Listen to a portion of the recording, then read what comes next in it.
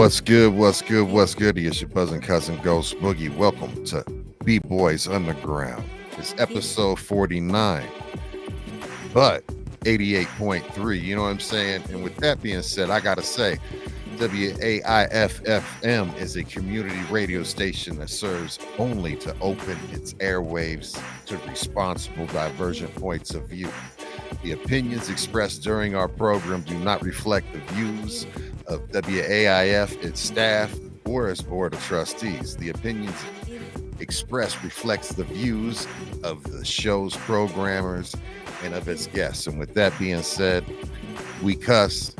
We have a great time. Welcome in to B-Boys Underground. I'm looking forward to having the one and only Chestah T with us, Cincinnati radio icon. Let's get into another Cincinnati icon, the one and only G-Fresh. What's goody, Fresh? What's going on, Cincinnati? We are in the building. It's been a long time. Shouldn't have left you without a tight podcast to check through. So we back, Cincinnati, Rollo, all that good shit.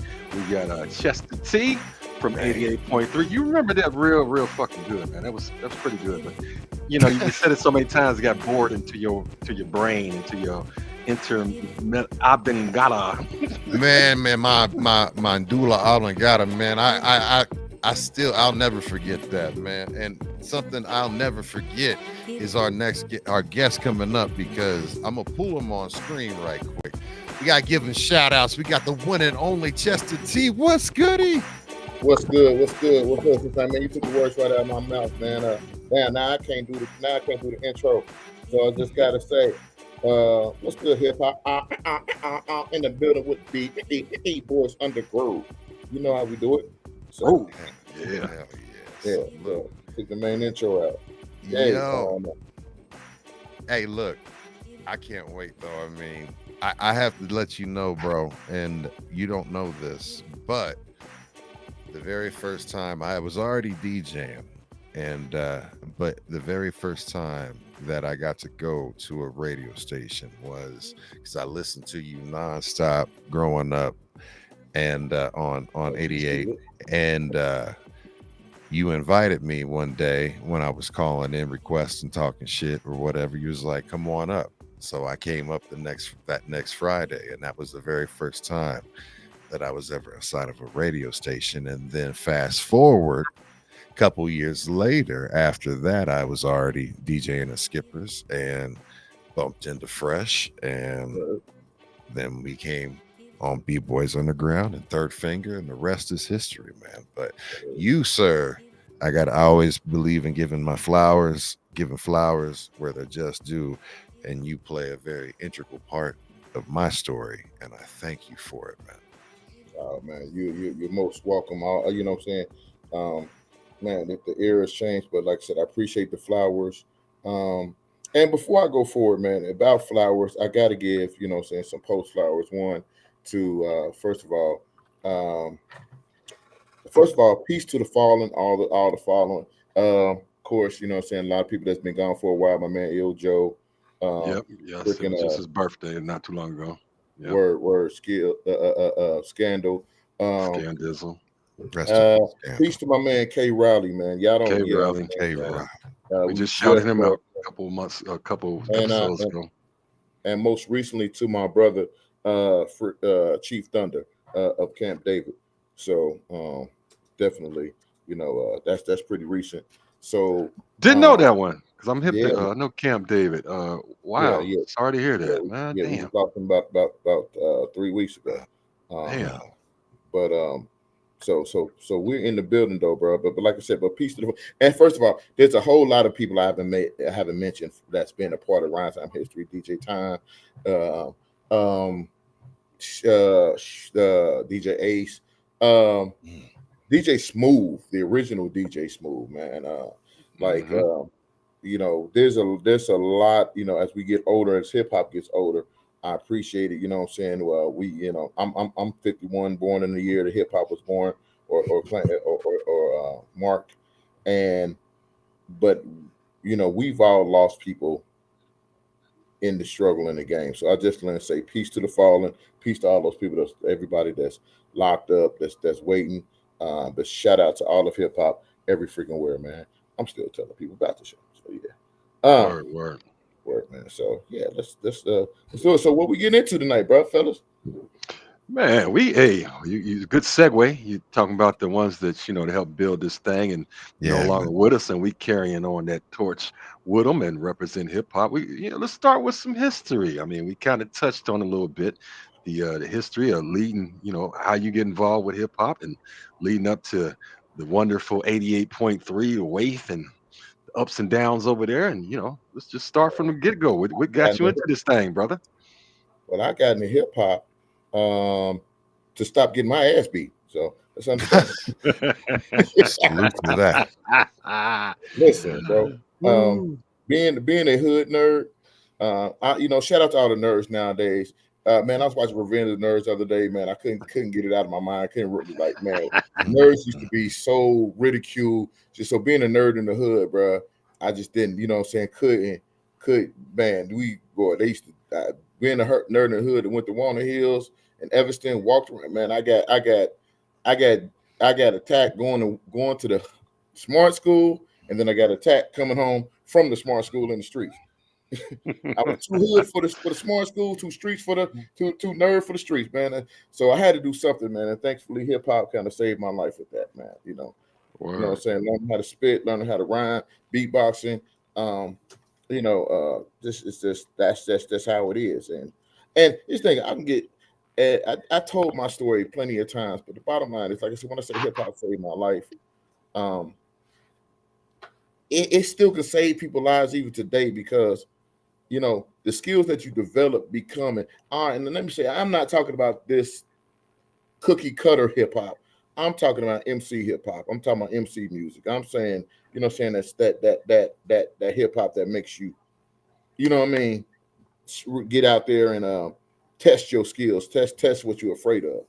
You know what I mean?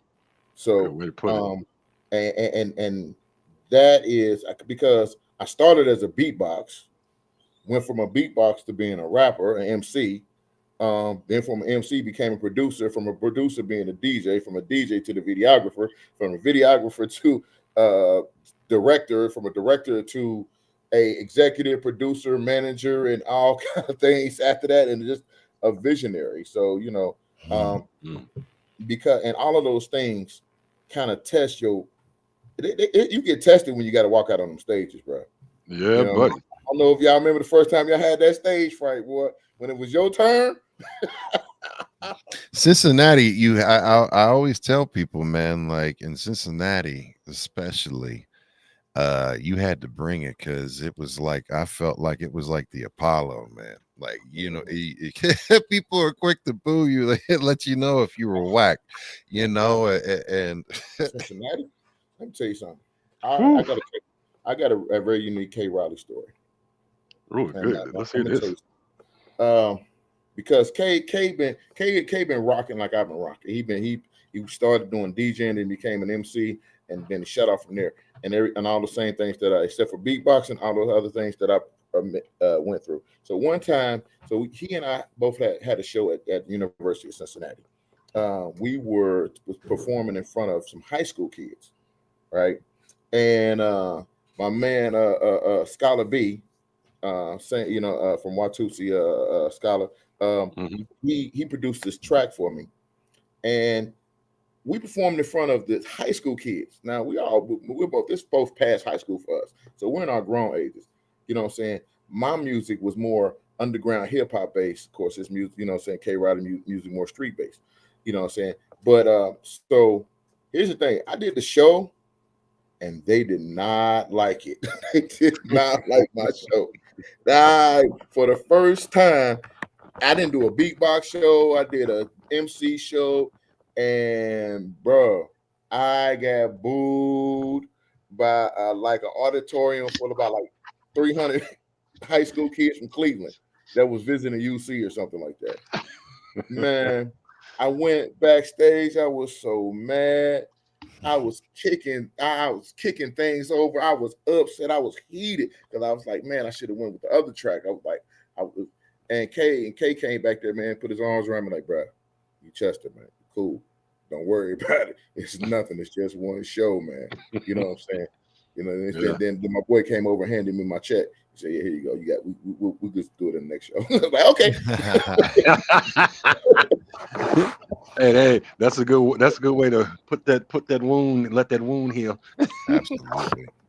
I Yes, you sir. know, Yes, sir. I want to ask though, I mean, because the one thing to take you back, I always want to know, like, what is the very first memory? Because I definitely appreciate and can relate to the story of how you found music and be able to fit in and connect with people. Because growing up and being where I grew up, there what I didn't fit in, right? And that's how was able to fit in, was through music. It was like, oh, and Mm-hmm. being able to make mixtapes and knowing all music and be able to talk about music is a way to relate. I always like to ask though, what is the very first memory that you have associated, that you can associate to hip hop, like a song or Oh man. whatever? My nephew, we call him Booby. Um, Shout out to Booby. you know what I'm saying? Him are the same age. He's the closest family blood I have to being an actual brother. Um, Shout out to my other bros out there. All y'all know who y'all are. But do y'all remember the song?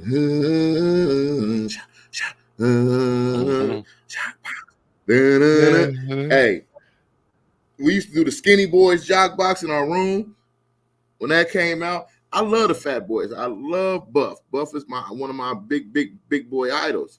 Mhm. But who don't get that wreck Skinny boys, is yeah. the human jock box Skinny Boys. Man, we used to perform that song so loud, and my nephew did the rap part, and I had to do the beatbox part. So that's where a lot of my strength, the beatboxing, coming from. I had to beatbox over the loud out of the loud system in the house. I had to keep up with the you go what? I had to do that so strongly. You know what I mean? But we used to kill that. We still kill that song to this day. I ain't gonna front. If he was over here right now, we put that on, we'll do the same routine. You know what I'm saying? And it was just beatbox practicing. You know what I mean? That said, if I can keep up with the human jog box through the entire 3.5, 4 minute song, I'm ready. I'm ready. I was ready to hit the streets. You know what I Breath mean? So control. that's how I ended up. Yes. Breath control. When what I'm saying, because we were beat. I mean, I love some of the younger new beatboxers now, but they do a lot of good mic tricks. But when you had to beatbox over a cipher, beatbox in a hallway, you had to project. You had to have this diaphragm action. You know what I mean? Hey, that truly, what I'm saying, even to this day, really just, the people don't have it. You know what I mean? So, but that's like my earliest, truest hip hop memories of doing that. I got tons of memories. And shout out to the Skinny Boys. I think I mixed in almost every damn one of my early mixes, and you're right. They mentioning them, they did not get the credit that they should have, because they had some good shit. Yes. So you mentioned, because Yeah. the beatboxing, who do you think is, in your opinion, the best beatboxer to ever do it? Me.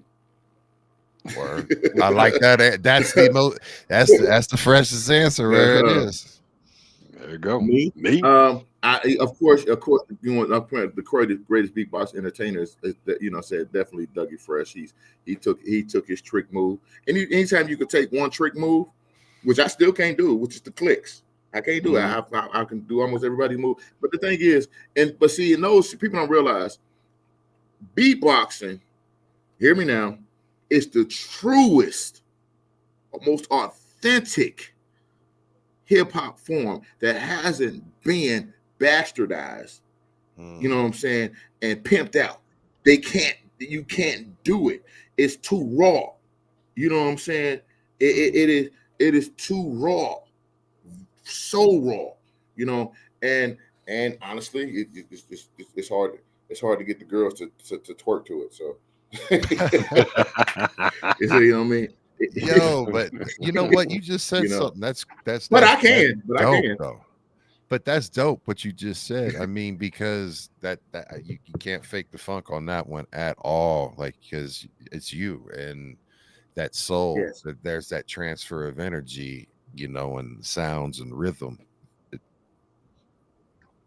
dope. yes. Shout out to the lesser known beatboxers.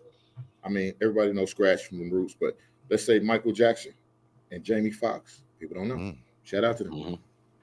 Oh yeah, I mean Michael Yeah. would Jamie Foxx. beatbox like especially off the wall and the percussion that they came up for like Yeah. the percussions Beatboxing, off a little of. scatting. Yeah. Yeah, And Timberland. yeah. So but the thing is, like I said, when you talk about, but when people say hip hop music, they actually mean hip hop music industry. They're not talking about the hip hop culture. You know what I mean? So I kind of I focus my energy around the hip hop culture. I wish I could do the music industry, but I really focus my energy around hip hop culture. So that's really the main aspect of it. But but right now, when I say that it is still, it is still a beautiful thing out here. That honestly, if we could just get the sisters back to focus. When I say because I believe, listen, because we all follow women. The more women focus on hip hop, let me tell you something. Right now, why are some of the best lyricists in the game females? That's crazy. Crazy. It's not crazy because it's wonderful because everyone has definitely the definite capability. Somebody told me something. I think my man JB, who used to manage K Riley, we talked, and he's like, he reminded me, and what he said had a point. The women, they are listening. They're trying to keep up. They're trying to show different aspects than their ass and titties. So they are concentrating more on showing lyrical prowess to get the, what I'm saying, because to stand out more, to be more of a success. You know what I'm saying? Or us men folk, we stop caring about lyrical prowess. You know what I'm saying? As far as the newcomers. Yeah. So, I heard so I heard you beatbox for a whole hour while Jay Wizzle freestyled. He just put that in the chat. Yeah. That's just a workout. That's like going to the gym. that's just a workout. Because he can keep up. Shout out to Wizzo.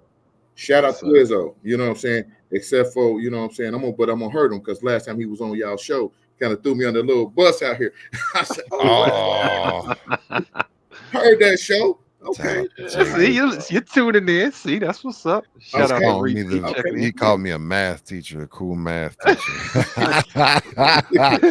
That is hilarious. Can we take a moment to give a big shout out to everybody that's been in the chat? Shout out to Gorilla Strong. And thank you so much for those biddies. Much love to you. We've got, of course, Jay Wizzo in the house. We've got the Oklahoma's Becca Boo, Miss Catherine's in the house. Miss Cat. Cade's in the house. I hope you're doing safe. I hope you're safe, fam. I hope everything's good. You just got in your new house, man. Like, I hope, you know what I'm saying?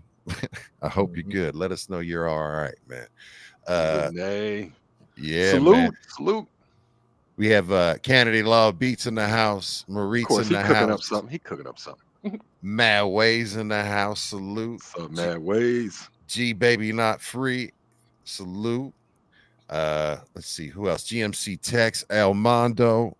And if we missed anybody, my apologies. We got Richie D in the house. We got New Zealand in the house. Pam Badass. Salute. The Small Package in the house. Salute. So I salute everybody that's tuning in live. We appreciate you being here. And then, of course, y'all on the replay. Salute to you all. Much love. Back to the program. What we talking about tonight, man? Because you know what? We can talk history all day. Let's do it. But here's the thing about history. First of all, shout out to High Tech, my man High Tech, aka Lil T. For those in Cincinnati, y'all know what that is. That little dude that used to DJ standing on top of crates when he was young. Shout out to you too. Shout out to my man Trill over in his spot next door at In Your Face magazine. You know what I mean? Yeah, Trill. He in the building. That's my boy. Tell him I say what's up. All right, he should be tuned in. Hopefully he is. Trill, holla. But today's 2024, bro. So where's hip hop? Where's going? Where we going with hip hop today, man? You know what I mean? So I'm glad to see y'all still doing the Third Finger Record Pool. I'm glad y'all still doing this podcast. I'm glad we embracing this technology. But the world has changed. We can reach out. You know what I'm saying? Hey, we would paid $1 billion for this technology when we first started doing it. Oh, But now hell we're yeah. doing it. You know what I'm saying? Yeah. We can do collabs. You know what I'm saying? We can do collabs. I got my lab back here. You got your lab, man. We can work on Just from the phone. Yeah. My God, billions at our fingertips. So, so with what we got right now, so I'm gonna talk to y'all like y'all talk to me, man. I've been looking at this problem, man, of why are we not embracing, you know what I'm saying, our hip hop the way we used to. You know what I mean? And so I've been and you know what I'm getting around to, G Fresh, you know what I'm getting around to. I'm getting around to the MCs. I love y'all. I'm an MC. We all MCs, but we don't stand on the MCism. You know what I'm saying? Like we said, my boy said, we should have different genre of music under hip hop. Okay, everything just can't be thrown in the hip hop closet no more. You know what I mean? We just can't do it. We got a subsetting. You know what I'm saying? So you know what I'm saying? I like MC music. You know what I mean? Speaking, shout out to LL Cool J, who just dropped that album. I love he's back to MC LL Cool J. Hey, I don't know if you heard them joints. He's been, man, he did the love songs. He got the women on board. He got them for life. Yeah. He's back to I'm bad LL. I said, ooh. Cool J Cookie LL. Hey, whoa, stop that. Watch that one right there. You in Cincinnati. Here's a little well-known story, and I'm gonna rep Cincinnati with that line right there, that Cool J Cookie. Me. So y'all know who Scap G is? Sounds familiar. Okay, Scap G of 7LC, aka Orlando Chapman. Okay, aka Orlando Chapman. Lando. Yeah, Orlando Lando. Do all the old school parties. The white parties, all that. Yes. So I'm gonna tell a Lando story. Lando, now this is Tim, and I don't care. I'm never gonna say wrong. Never say my boy, even Perp, okay. He said he had a battle with LL Cool J, and that was his line. You know, forget Oreo, eat Scap G cookies. He said he battled. Here's the story. He battled him over at the Red Roof Inn over on Highland. You know what I'm saying? And he said he did it before when he was young. He didn't know nothing about it. When y'all get a chance to interview Lando, ask him about that story.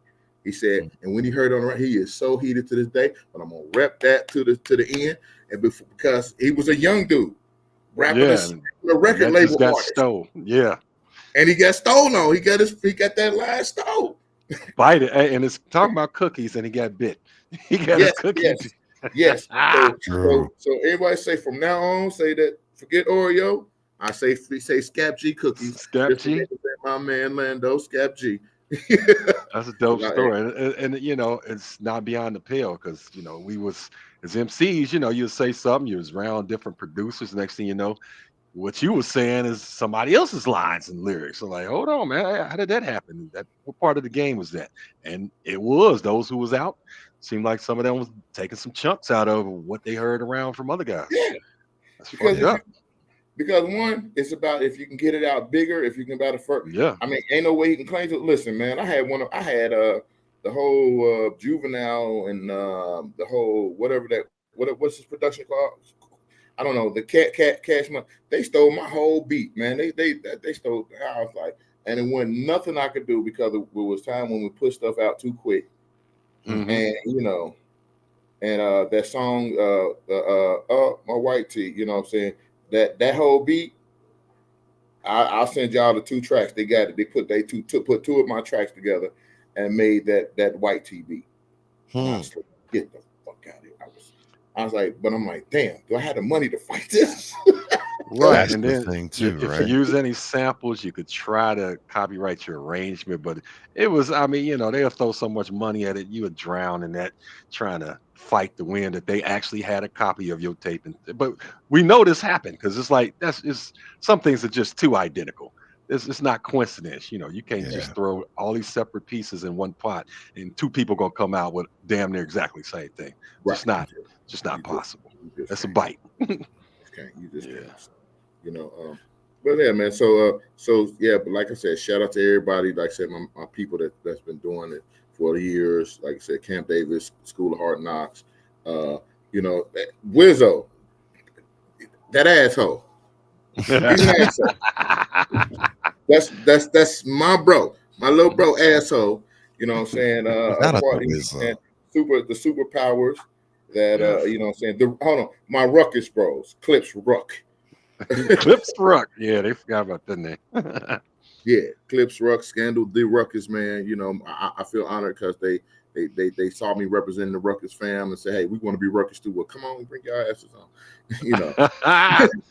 The originator of the Ruck. hey, Wiz, you still in here, man? I'm telling you, man. I still want to do Mr. Too Much, man. I got to do the remix, man. I got to, that's my song. Mr. Too Much. Okay, something to look. Yeah, that's the song. Y'all played it when we was on here. So I'm like, right now I'm going through a lot of people music locally. Shout to all the DJs on that's checking this out. Listen, if y'all are not playing the music that's released by our artist here locally, I mean, it's on Spotify, it's on iTunes. If you don't have your list of top 20 Cincinnati artists, when you hit the booth, when you go to these clubs, when you go to these parties, if you're not supporting at least 5 to 10 of these artists, can you really say you with your city? Because there's some music out here that ain't just talking about, Skylar Black. You know what I'm saying? I'm not just talking about them. I'm talking about playing old Zarnots. You know what I'm saying? Definitely K Rowdy. Listen, K Rowdy got the song, his original song, Sin City Massive. You know what I'm saying, with the reggae joint. I got 3 copies of them right over there. Hey, yeah, buddy, I got one somewhere. You got the vinyl? Yes, sir. That's a DJ support right there. That right there. Hey, K Riley would come up and hang out in the booth with me when I was DJing up at Skippers. Salute to him, man.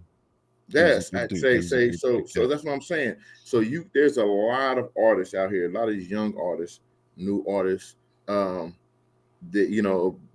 have music, and we got to filter through them. Some of it is crap, but when you find a hit, you know what I'm saying? Like Wizzo drop hits, you know what I'm saying? Vibe One drop hits, you know what I mean? Yes. You know what I'm saying? Sons of Silverton, Sons of Silverton, yes, drop hits. You know what I'm saying? You can play the old hits. Yeah. Play the old hits from Move. Hey, Dante's still dropping hits. You know what I'm saying? Yeah, we waiting for him to get on. He's been in and out of town, so we rescheduled him a couple times. We'll get him on. Yeah, you know what I mean? And just as a DJ, I mean, as for those who listen to it personal, I am still trying. I'm trying to orchestrate and find a way to. I guess I got to make a Spotify list of, you know what I mean, to share it, like, just the top local, you know what I'm saying, Cincinnati list. You should do that, man. Like, that would be dope. Like, so do you have Spotify playlists that people can follow now? No, I'm bro. That's part of the. That's part of the game. No, yeah, I feel you. I'm a DJ, but not a promoting DJ, so I'm still in. But I'm like, damn it, ain't nobody. Listen, I dropped Jules so y'all can do it. Yeah. I'm giving you. It's only one me. It's only one me. Yeah. It's only. I'm too busy working on the Ultimate MC. You know what I mean? And we're gonna get to that too. Like Wills keeps posting like something about what's your top playlist, what's your top local artist, and trying to get people to participate in that. He's posting it every Friday. Who's your top? I want to see some people participating. I mean, it could be artists, don't have to be from Cincinnati, it could be from anywhere. Just show some participation. And the artists jump on there, promote yourself. Man, listen, I hear some. Siri Imani, my God, I love her work. Oh my God, Jesus. Yes, I'm hearing that name pop up quite often. That MC. There's a song and a video called I don't know. It's called IDK. I don't know. Oh my God, that video is so simple. It's a one-shotter. I think it's like one of the best rap videos ever seen come out of one of the best MC music videos that's ever come out of Cincinnati. It's called "I Don't Know" by Siri Imani, and a shout out to her mom, Black Butterfly, one of the best poets Cincinnati ever had. But when I say this music, the way she spit this song and the way this video just tells the song of how the world is just stripping you bare, and she got a ton of videos. Her whole camp is, you know what I mean. Her whole try is dope as hell. So and I'm just giving some shouts out. So when y'all check them out, if you want to see some young artists doing that, what I'm saying, definitely follow Siri Imani. She got what up, Urban Reality? What I'm saying, shout out. So I just want to say that that there's a lot of we as OGs, we got to support the younger generation and get them hip to what we did too. Absolutely. You know what I mean? Transfer that energy. You know what I mean? Yeah. Just real quick, does anybody got a copy of Short End of the Stick? Anybody? G Fresh, Il Joe, Short End of the Stick. I think I have a copy of it. I got it on deck. Yeah, I need that. I do believe I got it on deck. Yeah. I hit y'all with that. That was one of my joints right there. By Il Joe. Yes, sir. Yeah, Empire. Yes, I think. Empire. Yes, sir. I think Dibs did the beat. I think I got that on that tape. Okay, all right. Just I have to ask. I have to ask. Put you on front. You took it back with that. You talking about? That's because on 88.3, 89. Yeah. We played so many cuts that people just came from the studio and brought it to the station. Right, straight from there to the, and that's where you got you got to test it out. Man, and I heard hits. I was just like, damn, Cincinnati got some producers. We got some, and I ain't just talking about people that just make beats. I'm talking about the song concept. The arrangements was like who did this? And then you watch some, we was like, might poo-poo on. We had to get our honest opinion. We would let the crowd call in, and they had a piece, and then you see the growth. You see some people get blasted and come back next week. Like, damn, they in the pocket now. They took the criticism. Yeah. Oh, yeah, because if they brought some bullshit to me, if the quality was off, or what I'm saying, they recording, I said, man, please take that home and fix that. And they would go home, and they would because I wouldn't diss them. I wouldn't front them out on air. I'd be like, man, I can't do it right now. I need you to crisp it up, Right. And they would take the criticism, you know what I mean, and they would go back and put it together. And next thing you know, it's it's like, woo, yeah, that's what I'm talking about. And they needed that. They needed somebody. Yes, that's all we need sometimes. Yeah, I mean, and now they said fuck you, then fuck you, and your shit won't get hurt. But if you say, hey, he got a point. This is kind of shitty. Let's go fix it, and that's progress. That's why right there, So but Cincinnati and Ohio, and that just the area in general is rich in heritage and history with music and media and arts. Period. I mean, the first TV station, one of the most powerful first radio stations, all out of Cincinnati, WLW, WLWT. Right. Iconic. I mean, when we just talk about for broadcasting media, and then of course, you have soul and funk and the sound of hip hop, helped come. The sound of hip hop was adapted out of the music that was coming from Ohio. A lot of it, it was incorporated in everything, all different areas. But you got to be a West Coast music movement. Seriously, yeah. You mean anchor to it? It's anchored with the Ohio funk. Like we shot the bop gun all the way out there. The bop gun said, "God, yeah." So, oh my. Hey, let me ask you this. First start on 88.3. How'd you get into the building and get on that show with the rhyme time and everything? Well, if anybody from our OGs, there used to be a studio called D&D Studios. Mr. Murdoch Studios here in Roseline, Lil T, aka High Tech. That's where I met him. I was a beatboxer with a group called 626 Dope Style. and but then I became an MC by myself. Then I went to Beatbox Studios and recorded my first song. All right, Dave Arb's Beatbox Studios. Everybody remember that? Dave Hart. Yep. So, so that's when I learned I could produce. I was like, damn, I'm good. You know, nobody else clapping but me. Okay, I'm good. All right, but so here's the thing. So on 88.3, after Sugar Daddy, after my man JB Smooth, J Rock was on the air on 88.3, playing the hip hop on Thursdays. And everybody in town, and you had to go knock on this thing. So I went and knocked on the door. Said, "Yo, I'm an artist. I want to play my. Can you play my track? What's it gonna take?" Oh well. He said, "Well, you got to be in my crew. Blah blah blah. You got to sign with me. I'm like, I'm not doing that, bro. I just want you to play my stuff. So, and I'm like, but damn. And then I met Butch Gibson. You know what I'm saying?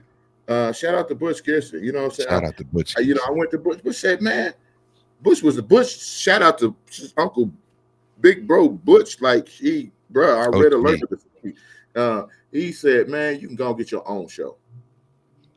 Told you that wave game. Yes, he did. Yeah. Yes, go. You know what? Go get the show. Fill it out. Fill out the paperwork. The problem is, I'm about to get a rap show. I wasn't much of a buyer, man. I'm poor, man. I came from.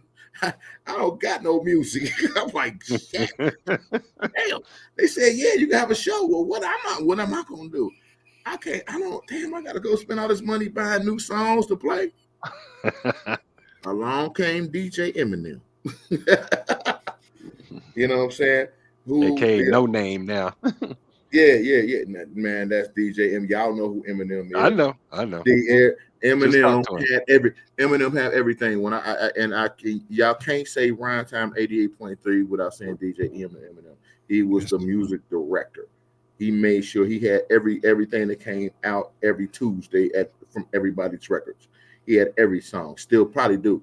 You know what I'm saying? Got every song. Yeah. You know what you I mean? just said something. You just said something. Just can we take a moment and remember how special Tuesdays were? I miss Tuesdays. I miss Tuesdays. This release Tuesday. Man, I miss because now you never know when things are coming out. They just come out. But like I could, I just knew I was gonna be at the record store on Tuesday. Period. Shout out Woody and Everybody Records and Gold and bro. Listen, Tuesdays. Record Arcade. See, I didn't know how special Tuesday was till I went. I was like, God damn, everybody here. What the fuck? Can I shout out? I gotta shout out Chris and Nolan from Phil's Records. Oh, Phil's too. Phil's record on Queen City. Yeah. I've got at least Phil's Records, 3,000 records in my basement right now that all came from Phil's Records. And shout out, I saw you had her on here. And shout out to Judy Jones for making sure everybody got that. Super art distribution. Yes. Yes. I saw Judy on here on one of y'all episodes. Mama. We're gonna have her back too. Boy, Cincinnati came out for the Godmama. Like, man, she didn't have something to do with everybody's having some success. And she made sure every Tuesday we went out, every store had what we needed. Yes, absolutely. Yeah, made sure our music got out past the 275 loop, as Butch Gibson would call it. Yeah, the fishbowl. Yep. He said, "How you get outside the 275 loop?" I said, you didn't bring it back. That's so now it's easy. So so that's the past. So that's how I got it. That's how I went to 88.3. Basically, every time somebody said, "Hey, I stepped to another level," I went from beatboxing, MCing. I was like, "Damn, what I'm gonna do with this?" Damn, all right. Well, let me knock on the door. Oh, I can't come in. Well, I'm gonna build my own door. You know what I'm saying?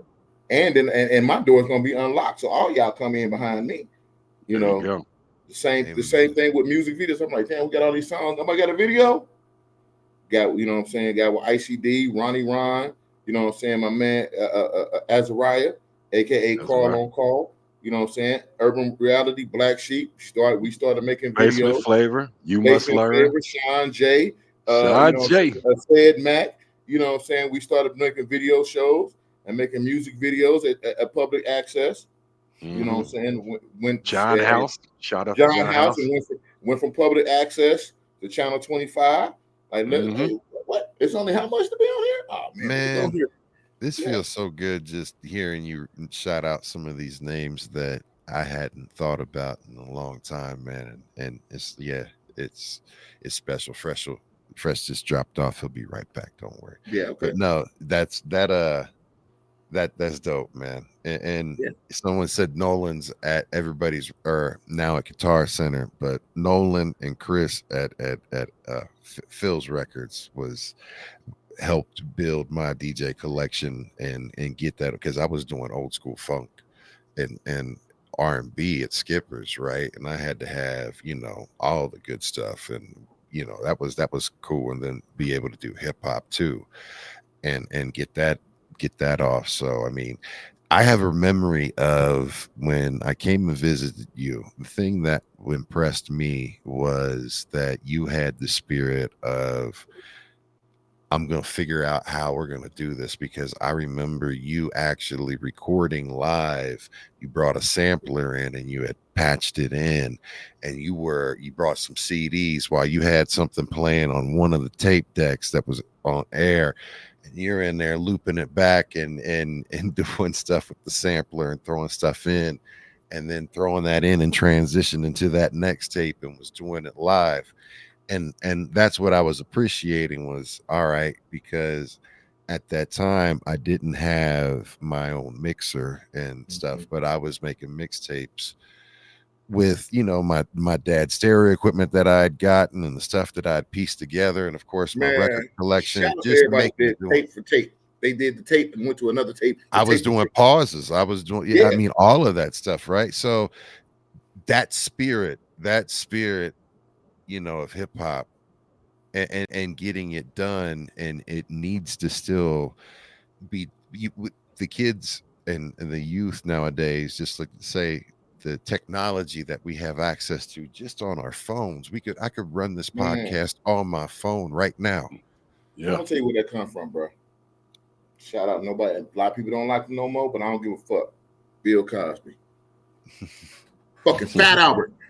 Throw them motherfuckers in the junkyard. Throw them in the junkyard. They coming out with a car. They putting in a van and a tour bus. Hey, a radio, a transition. When I say that Fat Albert is so hip hop to me, bro, if y'all don't understand, they was just trying to be good for the hood and use whatever they can to have a good time. Absolutely. Sound like hip hop. That's how hip hop was supposed to be. You know what I mean? That's how, and I took that energy. That's what I'm saying. It's like you said, the tape decks. You know what I'm saying? I'm sorry. Like when I've always been, I love hip hop, but I've always been an underground hip hop culture. What I love about hip hop culture, bro, is that you can buy into it if your family can afford it. You know what I'm saying?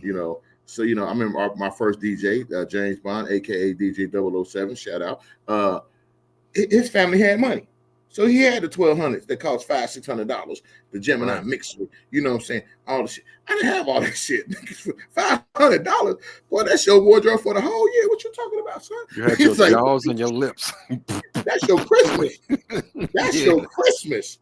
That's your next 2 Christmases, maybe 3. So, but what thing about hip hop is that you didn't need that. If you can afford a pen and a paper, but you already need it for school, you can write you some rhymes. You can write you a hook. You know what I'm saying? You can join the hip hop revolution, even if you couldn't afford it, you know what I'm saying? And hell, DJing was an invested craft, you know what I mean? But beatboxing and MCing, shit. You don't need no money for that. You don't need no money for that. So I invested my energy in things that I didn't need money for, and I found that once you pushed your craft, once you pushed yourself, and you find others that push back. I love friendly competition. I love friendly engagement. You know what I mean? I used to battle a cat by the name of AK-47. You know what I'm saying? You may know him these days as Felony Loke. You know what I mean? Episode 5 or 6. Yes, he's been on here. Shout out to Felony. Oh yeah. Mm-hmm. Yeah. I mean, when I say we used to battle. We could see each other walking down the street, corner, let's go. It's like, man, he had me writing books. I don't even know half the stuff I wrote. It just because he was a good freestyler. I'm a horrible freestyler. But I had to battle him and his beatboxer at the same time. I had to battle the beat, 808. I had to battle 808 and then turn around and battle the rapper. That just pushed the craft and just told me that, saying nothing is beyond my reach. Giving a shout out to God who blessed me with all these innate skills. You know what I mean? Mm-hmm. There's nothing that's beyond our reach to try to achieve it if we focus our energies. So it's and that's why I kind of like I want these youth to understand right now. They have it. They're not in the junkyard. They the most pristine. All these free ass apps, Band Lab. They recording tracks on the phone that YouTube spread it to the world. The only thing they missing is the mentality to represent quality and where they from. That's where that's the only thing they have to we have to encourage them to care about being qualitative about their music that they're doing. I agree. And very good point. And think beyond just the clicks and likes. Hell, how many of y'all talk to new rappers and they say, "Oh, let me pull out the phone." They start pulling out the phone and play a beat on the phone. I'm like, what the hell y'all doing? Why are you rapping to me with a beat on your phone? You gonna put that phone down and start spitting on bars raw? Like, what is wrong with y'all? Learn to spit. Hey, you have a question from New Zealand. My boy Pam Badass from New Zealand's tuned in live, and he says, "What was it like to battle A-Train, or what was A-Train like?" Oh my God, that Scribble jam! Oh my God, that Scribble! I freaking love A-Train. I'm still trying to find him. If anybody got link to him, I love to rematch him. That was my man. I actually would have got. Here's the A-Train story. I would have battled A-Train when I went to the Scribble jam.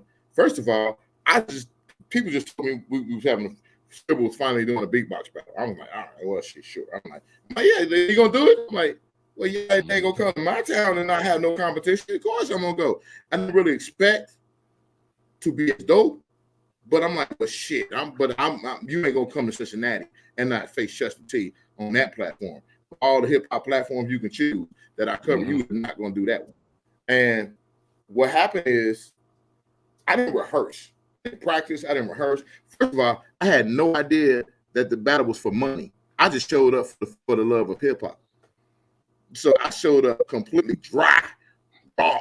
Just I'm gonna improvise off the damn cuff. You know what I mean? And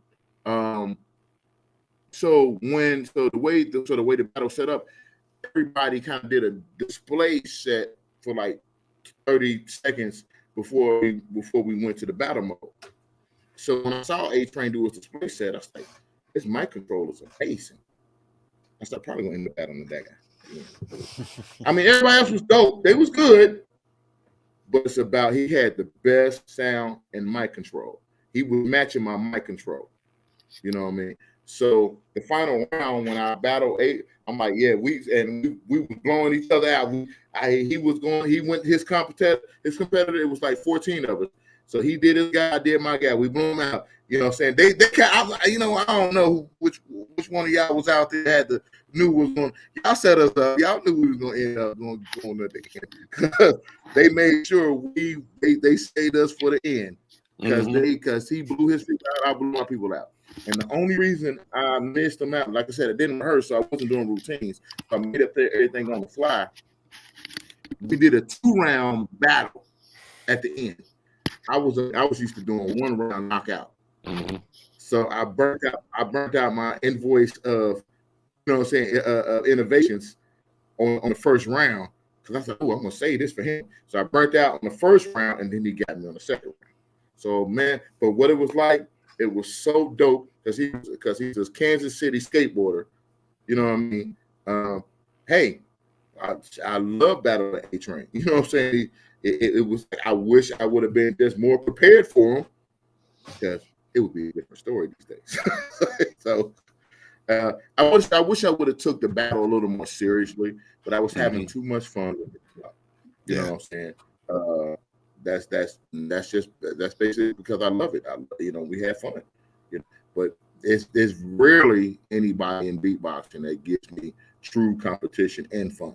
Now, people can give me competition, but and shout out to the great kid Lucky. We used to go and all the beatboxers up in New York. We met. Like, he used to invite me out to New York to do to beatbox at his on his event. So and I miss those. You know what I'm saying? There's still a lot of great beatboxers out there. That I encourage everybody to check out and hire their ass. Hire their motherfucking ass. Shit. Mm-hmm. You said Lucky out of New York. Who was you talking about? Yeah, Kid Lucky. Kid Lucky passed away probably about 4 or 5 years ago, Okay. and after cancer. But he used to have American Beatbox, and my 88.3 connection got us connected, and they used to have the beatboxers come from all over the country. And they used to have this annual beatbox fest, what I'm saying? And it was raw, you know what I mean? Man, I'm sorry, the drink is kicking in. Sorry, beatboxers, the drink is kicking in, and I'm like, now all the names that I know kind of slipping out my head, but man, I met some great beatboxers from around the country, and and like I said, it's still the raw form of hip hop. You know what I mean? Now, shit down beatbox. But yeah, that's what it was like to battle A-Train. I'm still trying to. I'm searching for him. If y'all know his link, y'all know where A-Train at. Inbox me. I'll go find him. I want a rematch. There it is. We'll do it right here. Hey, yeah, that'd be dope. Live right here. So, question for you: what would you say in regards to the whole state of hip hop as it is today? What is your opinion on it as someone that's active in the game still? What is your opinion on the overall state of hip hop? Ready to say what? Because I'm gonna tell you, we need the ultimate MC. I'm plugging because that's what my regular day job, my regular business is to create solutions for business. I got a company called a Tech Solution, to where I find business problems. I'm a problem solver by nature. Okay. I have been looking at the problem of hip hop for years. For years. I look at the problem of hip hop. I look at the problems in the Black community. I look at the problems in the family structure community. You know what I'm saying? With child support, men, women. I look at the problem. I'm at the problem in the mentality system. So the problem in hip hop is that hip hop has been bastardized so much that we think it's just the music industry, but we forget about the culture. You know what I mean? We forget about the culture. For instance, what I'm saying, if you travel through Nevada, one of those countries or one of those places that had reservations, and you met a Native American, and they was on the side of the road selling beads, rugs. Mm-hmm. They would sell you a bead, a rug, a medallion. They would sell you something. But you think they would sell you something that's been in there in the family, in the tribe for generations? Would they sell the core of it? You think they would go and get that staff, that spear that's been passed down for 10 generations before America even existed? Mm-hmm. No, they would not. They keep that culture. They keep the culture and that truth, and that's close to the vest. They keep that safeguarded. They sell you these trinkets that represent, but they never sell you the source. When it comes to hip hop, they went and got our source so fast. The source of hip hop was innovation. Hip hop was to develop the voice of the disenfranchised, and to create a positive outlook, a positive change, positive possibilities, methods for dealing with what we needed to grow inside of our disenfranchised communities. That's what hip hop was for. They said, "Oh no, well, give us that. Shut that down. Shut down KRS-One, the heel movement, self-destruct. Shut all that stuff down." You know what I'm saying? Hey, I love NWA because they were fighting against the ghetto the tactics of police brutality and what they dealt with. But they say, hey, well, take the part where they said bitch all the time and pump that out and get all that and the killing, get the womanizing and get the killing, and let's just put all that money behind the womanizing and the killing, because America traditionally, that's what it sells. They sell, America sells womanizing and killing. We sell death and destruction, and we don't sell upliftment. You know what I'm saying? And you know, it was a high up exec said that, you know, when the split, when you got NWA, which still, you know, is conscious, just a little more street, harder edge, and Public Enemy, when the platform became bigger, they chose to kind of push the conscious music to the side, and you know, it was almost by design to get more. There's a directive to not make another Black Messiah like Malcolm X. There's a directive. We all know that. Black Panther showed that. You can't do that. You might make a Black Messiah. You can't no, give them what they want. Give them a little bit. But if you want to radicalize, and that's the other thing that, once again, as when I went to 88.3, I also fell into the Garveyite community, revolutionary red, black, and green community. It taught me a lot to be more responsible with lyricism, more responsible with my powers that I can to attract people. You know what I mean? My late Baba Kurt Standiford, you know, he and all the Black revolutionary families at 88.3. There was a Black revolutionary on Fridays before you guys came on with B-Boy Ground. You already know. Hey, we was Black Power all day. Hey, we was what they called it? They called Friday Black Friday. Black Friday. Yeah. That Friday, that was my community center over 10 years growing up. I would get there at 5 o'clock in the afternoon and stay till you guys show the fuck up at 2 a.m. You know what I mean? So I got 8 hours of Black awareness, consciousness, community involvement, and, you know, keeping my third eye not just open, but hey, put some clear eyes in that shit. Not pay attention. You know what I'm saying? To what it's doing out here. You know, and now the world is kind of just catching up to, you know what I'm saying, a lot of that stuff was going on. You know what I mean? But, you know, with Killer Mike and, you know what I'm saying, and Dr. Umar Johnson and a lot of these, you know, a lot of people spitting, you know what I'm saying, connecting hip hop and community, you know what I'm saying, and community. Absolutely, involved. yes. And that's to be encouraged. I mean, you know, we need more of that. And that spotlight needs to be on that too. Yes. So that's where I push. That's why I say, when someone says, what do you do with hip-hop? Well, that's why I created the Ultimate MC competition. I'm like, I want to create something that's going to uplift hip-hop, and as a byproduct, as a side product, you don't even know what's going on. It uplifts the community. You know, it's a byproduct. Like, because if you say, yeah, we're about to do conscious rap contest and we're about to do consciousness, we're going to raise consciousness. They say, hey, get out the car. Come on. they hey, we're gonna bring awareness to the world. Hey. No, you're not. No, you're not. Sip this drink. Take this weed. Take this drug. Come on. See that ass over there? Don't you want that ass? You know, bounce that. Hey, they're gonna make that ass bounce a little bit, you know, a little more to keep you distracted from it. Yeah, ain't no carrot on the stick. It's that ass. It's that ass on that pole. yeah. Whenever we start to wake up, we start to get distractions that put us back to sleep. George Floyd, point intended. We woke up on COVID. You know what I'm saying? Oh, they couldn't wait to rush all the game seasons, all the new episodes, all the shit back on. Get your ass back in front of that TV and them phones. Stop out here. Don't be out here protesting and all that bullshit. You know what I'm saying? That's shit. Yeah, I mean, you know. You didn't see Donald Trump. It's comical, but it ain't. You know, it's just... You didn't see Donald Trump grab pussy. Didn't see Donald Trump. He said MC grab pussy though. Yeah. All right. So, like, speaking of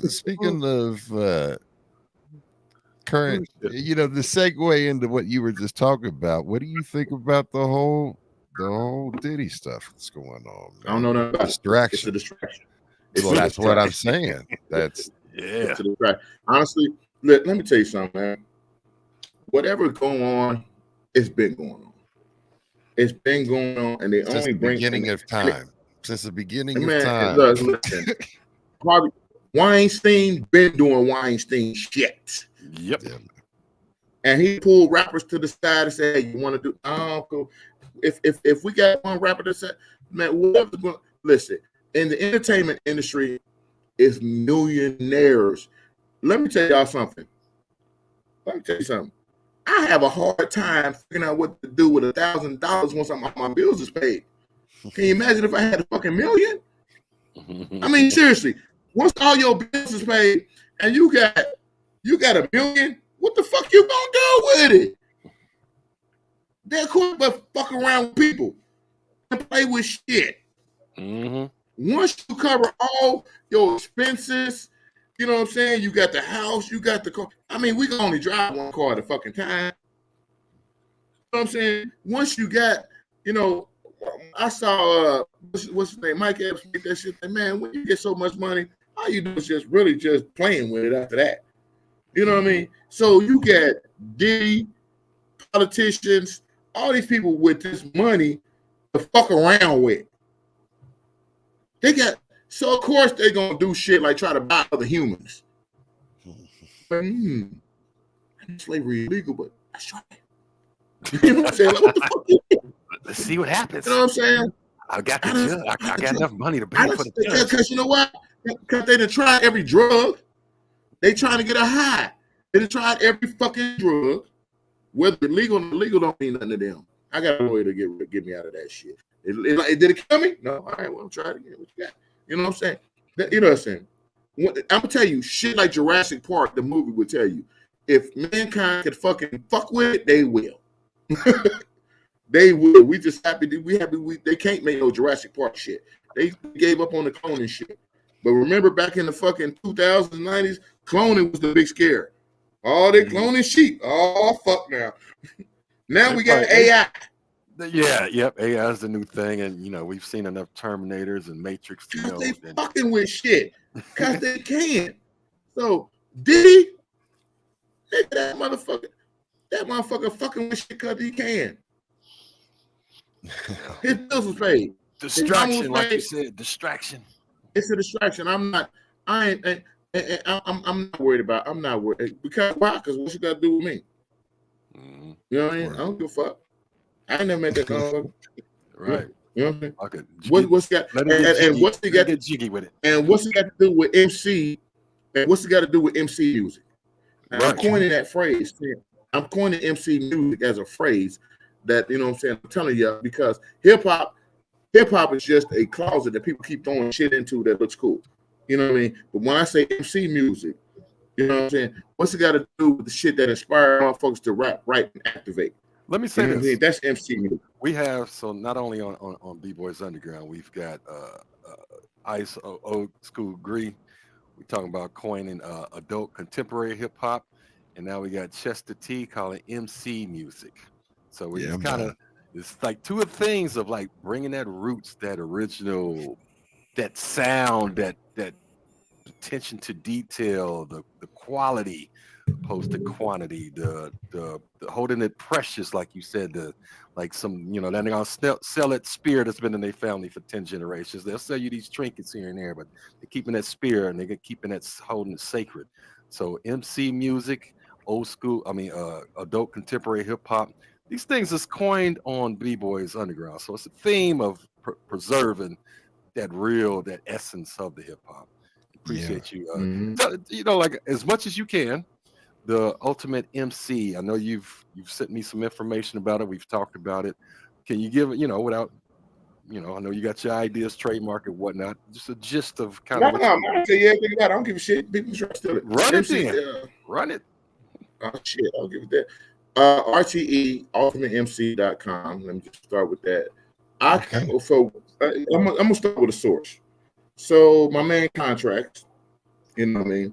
So he was doing the beat battle here in Cincinnati. You know, and I'm gonna shout out Contracts because if he wasn't doing the beat battle, I would have been inspired. This is what I'm saying. I had no problem giving people tap, salutes. You know what I'm saying?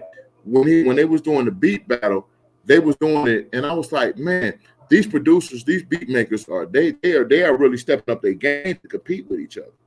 I sat there at the beat battle. I was like, you know what I'm saying? The Scam was there. I was like, man, maybe Wizzo might have been there today. I don't know. I was like, man, why the fuck I was there MCs judging half of them. Yeah, it was that. That's when it was happening at the Grinch. It was in 2009. It was happening at the Grinch. And I was sitting there like, man, why the fuck MCs ain't fucking doing this shit? Why the fuck rappers ain't pushing themselves? Because I'm gonna tell you, I mean, I respect rap battles, but rap battles is just insult poetry these days. You know what I mean?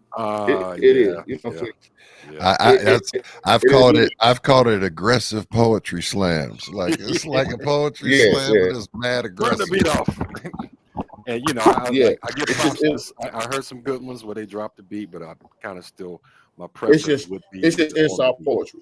So when I came up, when I said, "Damn, what do we?" I was like, "Damn, how can I'm like, well, fuck, I'm not good."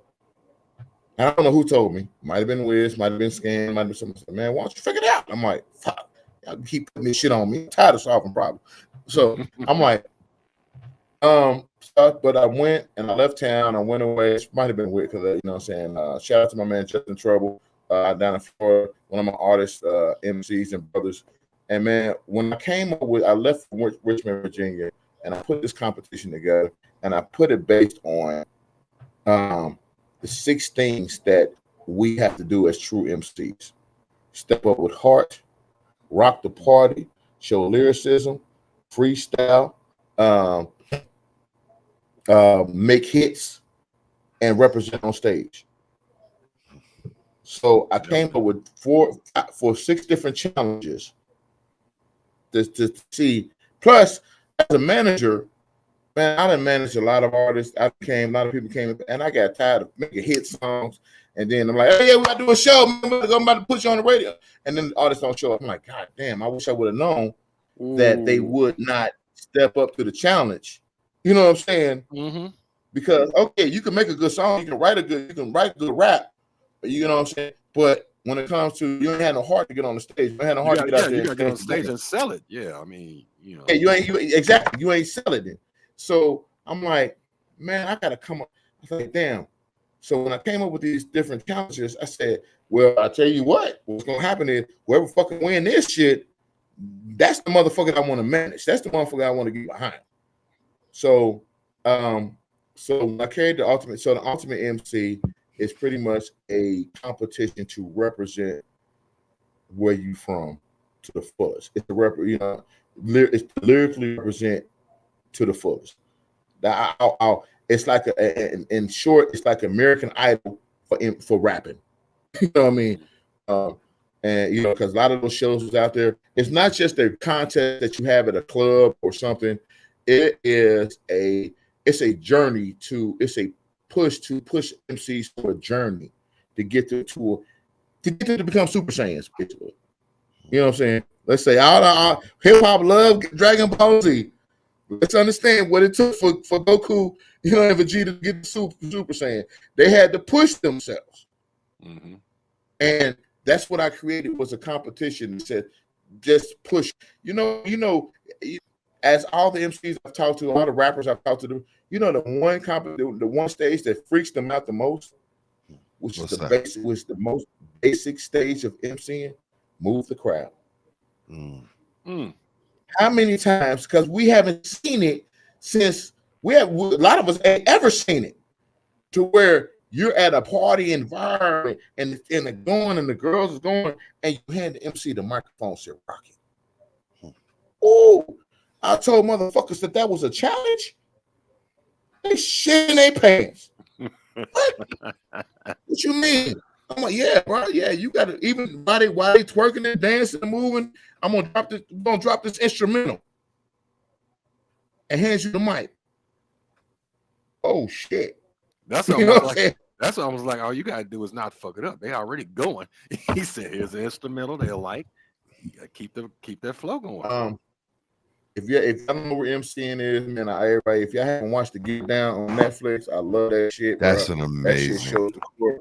Loved it. Kind of That's a mad they didn't go for season 3, but yeah. And they slid some bro. other shit That there is, too. bro. That was amazing. It showed the real core, and that aspect. I mean, cause a lot of rappers, they know how to make songs. So going to the studio ain't shit. I always think they got a hit, but the aspects that go up under it, the sub line. Now that's the overall. That's the overview of it. Is that, you know what I'm saying, putting MC, so they have to go through like 6 rounds, an audition that tests their heart, a acapella audition that tests their heart, a first round of party rocking, you know what I'm saying, moving the crowd, a second round of lyricism, a third round of freestyling for fun, not for insult. I don't do battle shit. I don't do dissing. I don't do beefing. I ain't on that. You know what I'm saying? Show me your creativity. How much fun can you have on a mic? You know what I'm saying? Then a fourth round of making hits in the lab, and then the final round of taking all of that and hit the stage with a squad and putting on the best show. That's what the Ultimate MC is. That's the overview of it. Love the build. The underview of it. The underview of Ultimate MC is that I designed it so that every aspect of hip hop culture in your city and get a hand in it, get a finger on it. Every aspect. The underview is, so we have DJs, we have guest DJs, guest producers, you know what I'm saying, magazine writers, you know what I'm saying, people, you know what I'm saying, the fans, they can talk about it. We, you know, remember back in the day when we used to have, when hip hop, we used to argue about hip hop. We argue about hip hop with our girl. Who's better, Red Man or Meth? You know what I'm saying? We could talk about hip hop with your female. You know what I'm saying? You know, the thing is that we talked about it. And if you don't make hip hop an argument that you're investing in, you lose it. You lose the culture of it. You know what I'm saying? You know what I'm saying? Who rap better, salt or pepper? You know what I'm saying? It's like, get a play. You know what I'm saying? We got something for you before we get to the end of this, but we're gonna bring that back. But keep going. But I'm just saying, what I'm saying is that the underview is so. And here's the thing about hip hop. Here's a super big thing about localized. First of all, our competition is directed toward localized hip hop. I don't care about getting you to Sony Records or Universal Records. That's on you. It's about localized hip hop scenes, because we have a great music scene, but we don't have a music industry. There's all the cities are like ours. Freaking Kansas City like ours, Indianapolis like ours, Cleveland is like ours. Toledo. When contacting my people in other cities, everybody got the same shit we do. We all complain about the local scenes, but we have music scenes. We don't have music industries because we don't sign contracts with each other. We don't sign. You need a contract with you, DJ. I need a contract to come here at the club. You need DJ. You need a contract at the club. You need a contract to perform. We don't connect with our local businesses. Why is not all these businesses around here? Why all these rappers? Why ain't they doing commercials on the Wiz or on the radio stations with, you know what I'm saying, for Joe's Barbershop? You know what I'm saying, or this? Why, you know what I'm saying? We don't teach ourselves how to take our music, our business. So we don't have a music industry because we don't contract. We don't contract our producers or our beat makers. You know what I'm saying? Make sure, hey, nah, bro, that beat was cold. Bro, you signed on for 4 more albums, at least 20 beats. You know what I mean? We don't do that. You know what I'm saying? We don't say, we going on tour. I got a contract to go on tour for 10 cities. I need 20 people. You know what I mean? We don't create a industry. Any industry is not just, we have a music scene, but every city can have an industry if they start signing on the dotted line with each other. That's why you have a local industry. That's how Atlanta started. Atlanta wasn't shit. LA Reid and Babyface from Cincinnati left Cincy, went down there, got Outkast. They contracted Dungeon Family. They got on contract and took that contract to Dungeon Family. And they started contracting the DJs and everybody around there. That's how the Atlanta hip hop scene. you know what I'm saying, blew up. That's how Chicago hip hop scene blew up. Kanye, hey, Kanye and Twister, hey, we coming. You know what I'm saying? You know, Common, all of them. And they started contracting their producers and their engineers and their DJs and their dancers, and they start contracting folks. So now you got music industries, because you can have a scene all you want. You know what I'm saying? Like, for instance, we got a lot of people out here selling incense. That's an incense scene. We got incense scene. But the moment motherfuckers say, "Hey, you can't buy this. You only got to buy it from G Fresh. He contracted. We can't sell this shit." That's an industry. You get the you know what I mean? You got exclusiveness. The moment you contract shit is you have, and I say this, and all of this is the base underline that says this. Why I said, "Oh damn, we need to contract Ultimate MC. I need to drop this in this seed in every city. Give that city one competition to work on. If we are, because you know what I'm saying, it don't matter where he is. Dayton, Ohio. Shout out to my man King Tun. You know what I'm saying? Yeah. When they do it, all the artists, he has the contract for this. They got a contract for that. The businesses, we need contract for sponsorships. You know what I'm saying? Not we ain't smacking over here. $25 to $20,000, whatever you want to sponsor. Pick your number. Pick your number, and you're in the business. You know what I mean? Yeah. But anyway, people ain't got no questions for me. I run my mouth. People start listening. No, man. Hey, but any questions for Chestah T? I tell you what I do have. Go ahead, man. We got at Chester World. We got some videos. I just put the link in there. Yeah, we do. You got one with you and Jay Wisdom. Yeah, let me get that pulled up here right quick. Yeah, we love to give our people some visuals and some music. The thing is, and while y'all pull it up, I'm gonna say, like, we give a percentage of all the money that we earn from Ultimate MC to a local charity. The MC, the artists, as they enter the competition, they're asked to choose a charity. Because we want to make sure that people understand their social consciousness that goes on with being involved with a rap competition. Like, rap used to do it for the streets, for the social consciousness. So every artist must pick whether they win or not. If they win, a charity gets it. But the bottom line is, we have to make the power. See, they have been taking the power of our hip hop for years, billions. Hip hop is I think it was at $16 billion a year industry last we talked. Sir. It's integrated into everything. Everything. So if that's so, then why does the community that spawned hip hop, that created hip hop, still suffer so bad? Because that money is not being filtered back at all. At all. Siphoned out and portioned out. It got bastardized and compartmentalized and thrown every which way. And they, like that I really liked your story earlier about the Indian, the Native Americans holding on to that 10 generational spear, and ours just got chucked around. Here you go. Right. But this is us getting it. But our spear is in the MC is the leader of the hip hop music. He's the spokesperson. You know what I'm saying? You know what I'm saying? The DJ is the muscle. You know what I'm saying? You know what I'm saying? But you know what I'm saying? The beatbox is the sniper. You know what I mean? The B-boys and B-girls, they are the army. You see what I'm saying? They're the foot soldiers. They got the fashion. They got the style. You know what I'm saying? All those pillars. The B-boys and B-girls, that's why I love, you know what I'm saying? Y'all represent for the B-boys underground. They are the soldiers.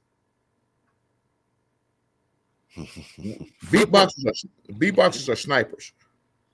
We come in for the hey, blah blah blah, blah boom boom boom. Ooh, you see that head? Yeah, man. You know what I'm saying? That's well put, man. I speak metaphorically, like Jesus Christ. How you doing? I'm in the building. You silly. Shit. But I also speak with smiles and fun, but it's all in all seriousness, man. I love it because it saved my life. So guess what? You know what I'm saying? Right back. You know what I mean? So that's what I'm saying. And if we embrace hip hop, because I love that, you know what I'm saying, African people made hip hop. And by the way, if y'all ain't checked the MCs in Africa, Hennessy got a little rap contest. I got to make sure they ain't stealing my idea. But woo, look, Google it, look it up. I can't remember it's Hennessy something. I can't remember the name. Them motherfucking MCs over in Africa, shit. I'm gonna look it up. My God, multilingual, killing it. I mean, barific. This one guy, he just spit all in French, and I was like, I don't know the fuck you saying, but I can tell why you saying that shit is some shit. What do you think about that cat that went viral?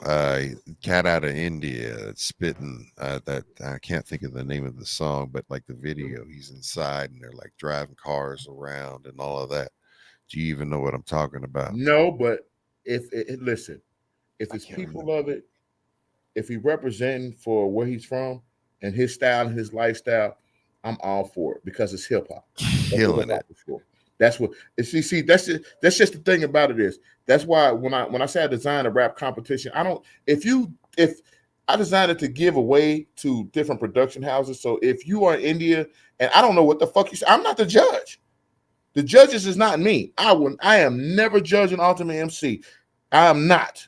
It's designed for you to judge yourself and your people, because only you know what your MCs are talking about. So whatever that cat is talking about, it's humankind. It's the humankind. It's big dogs. I know if I play it, it'll get pulled down. It'll pull the stream down. But it's one that you might want to check out because this cat actually is spitting some shit, and the video is like it's beautiful to see the spirit of the culture in other cultures integrated.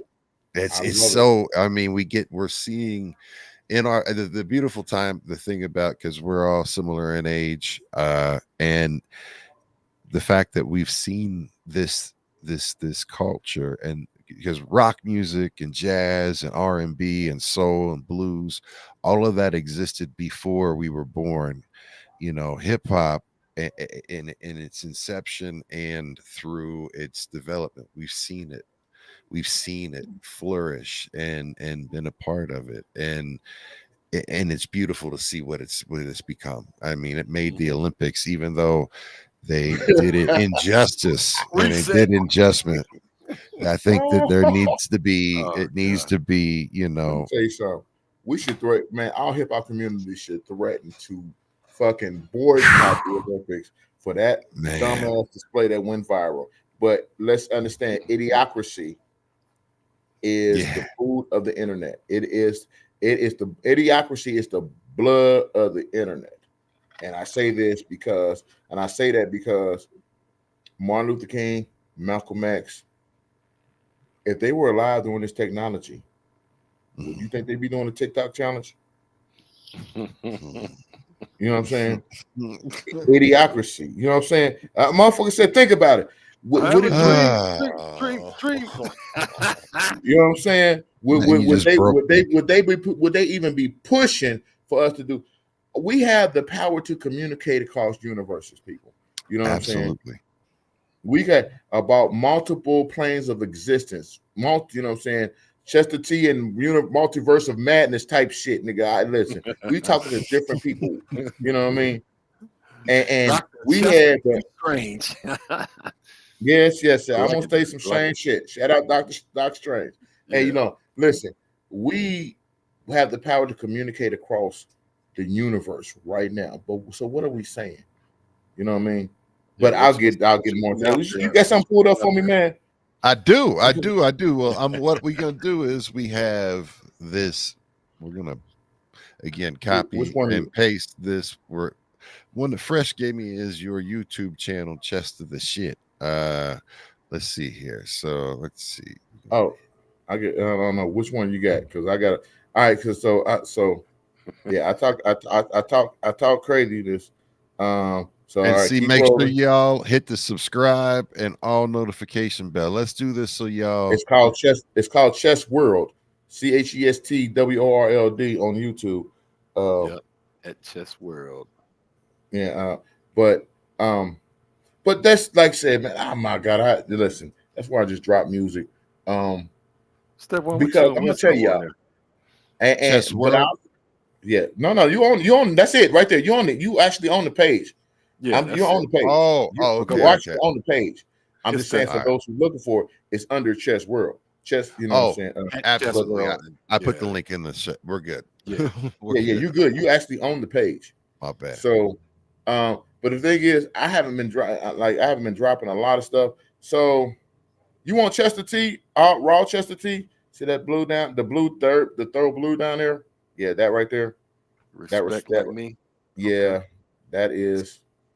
So set this up. Tell us about this, fam, before we hit play. That's the Chestah T classic song. So I'm gonna tell you, Scandal the Ruckus man, he the one called it the classic first because he said, bro, I know how to work your damn song. He said, when I know how to work your goddamn song, I know it's a goddamn classic. But I did this shit, bro. This is so goddamn old. This is 2000. I did this in my apartment. This before motherfuckers did Premiere. Nigga, this is so grainy, so raw. I had to find this video and upload it. There it is, man. But the city loves this classic song, and it's called "Respect Like Me," aka "I Don't Fuck With You." So you can run it, man, and it's just a classic Chestah T. Absolutely. Well, there it is. Let's go. Can we hear audio? Yeah, I hear it. Boom. This one goes out to all the player hating niggas. Be riding city city. Now y'all know about them player haters, don't y'all? Those motherfuckers all in my game, trying to fuck up what I got. I got something to say to y'all niggas. I don't fuck with you, don't fuck with you. You don't fuck with me, so you don't fuck with me. I don't fuck with you, I don't fuck with you. You don't fuck with me, so you don't fuck with me. I don't fuck with you, I don't fuck with you. You don't fuck with me, you don't fuck with me. I don't fuck with you, I don't fuck with you. You don't fuck with me. Let me ask you something. Can you rhyme like me? Can you DJ like me? Can you beatbox like me? Are you on TV? Do you run on TV? Can you make the blind see? Well, if all that be, then you must be Chestah T, the one who brings spice to gunplay fights. Have you higher than a kite with no weed in sight? See, I got the peace pipe, so run, find a light. So conscious cause fight, praise God every night. And then just for spite, fuck a pussy real tight. Cause just to be the type, them girls love to like. You niggas hate on right, you rhymes just can't bite. Cause I just made this motherfucker up last night. And just to get you hype, Sin City, show your might. Africa, my African, see I got that third sight. And what I got in life, hip hop will come to right. Cause I got some more shit, 2000 in sight. I don't fuck with you. You don't fuck with me. I don't fuck with you. So you don't fuck with me. See, I don't fuck with you. So why the fuck you fuck with me? I don't fuck with you. Let me ask you something, nigga. Can you rhyme like me? Can you DJ like me? Can you beatbox like me? Are you on TV? Do you run RTE? Can you make the blind see? Well, if all that beat, then you must be Chestah T. Chestah loves to flow. Wanna hear it? Here it go. I'm too bad for your hoes. I got keys for them old talking shit. I don't know, just to make you bob your fro. And if you move it slow, you might see me make my toe. As a DJ, I'm a pro. Got the realest TV show. In my clique CEO, plus I rhyme, or you know, bring a message to the flow. When my people want to grow, make you spin till you go. At the Sin City store, leave your girl with the glow. When I have a touch a toe, have a saying, give me more. Uh-oh, got to go. Crying, no, no, no. You don't love it anymore. But yes, cause now you rolling with the chest, but I don't fuck with you. You don't fuck with me. I don't fuck with you. You don't fuck with me. See, I don't fuck with you. You don't fuck with me. I don't fuck with you. Let me ask you this. Can you rhyme like me? Can you DJ like me? Can you beatbox like me? Are you on TV?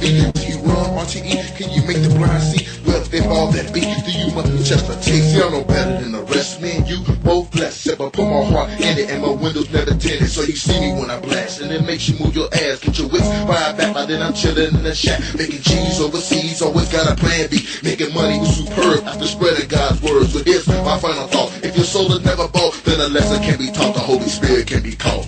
Hold up! How you gonna do it? Smooth, smooth, smooth.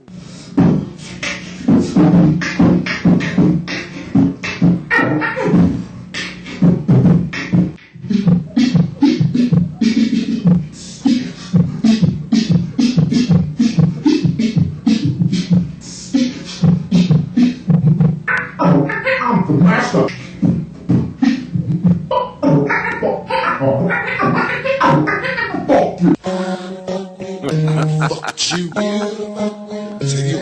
breakdown. I don't fuck with you. So you don't fuck with me. I don't fuck with you.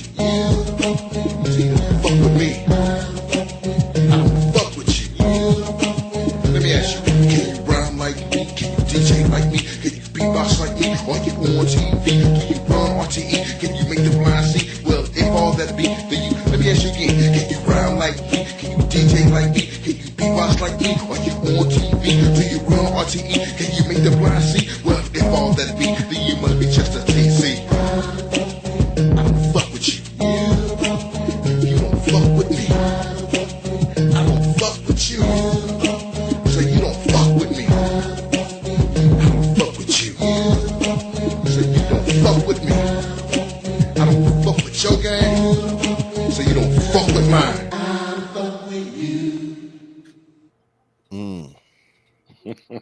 No, I remember. I think I try to remember when I first heard that. Can you DJ like man, me? And that's the part that stuck in my head. Chorus is hella. A lot of people, if you're listening, it's an older sound quality, but you're beatboxing through the whole damn thing. Man. yes, I don't know I if, am. I don't know Yes. if anybody caught that. You got this little solo Yes. with, and that Yes. breakdown was fucking crazy. Wait, a lot of people. Hold on. I'm not only beatbox. I'm also singing. Ain't no females. It's me singing.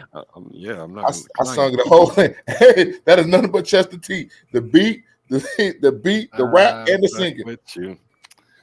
I like the signs too, the tearing up of the signs, and and Yes, the you got to see the reverse one to come back to say men.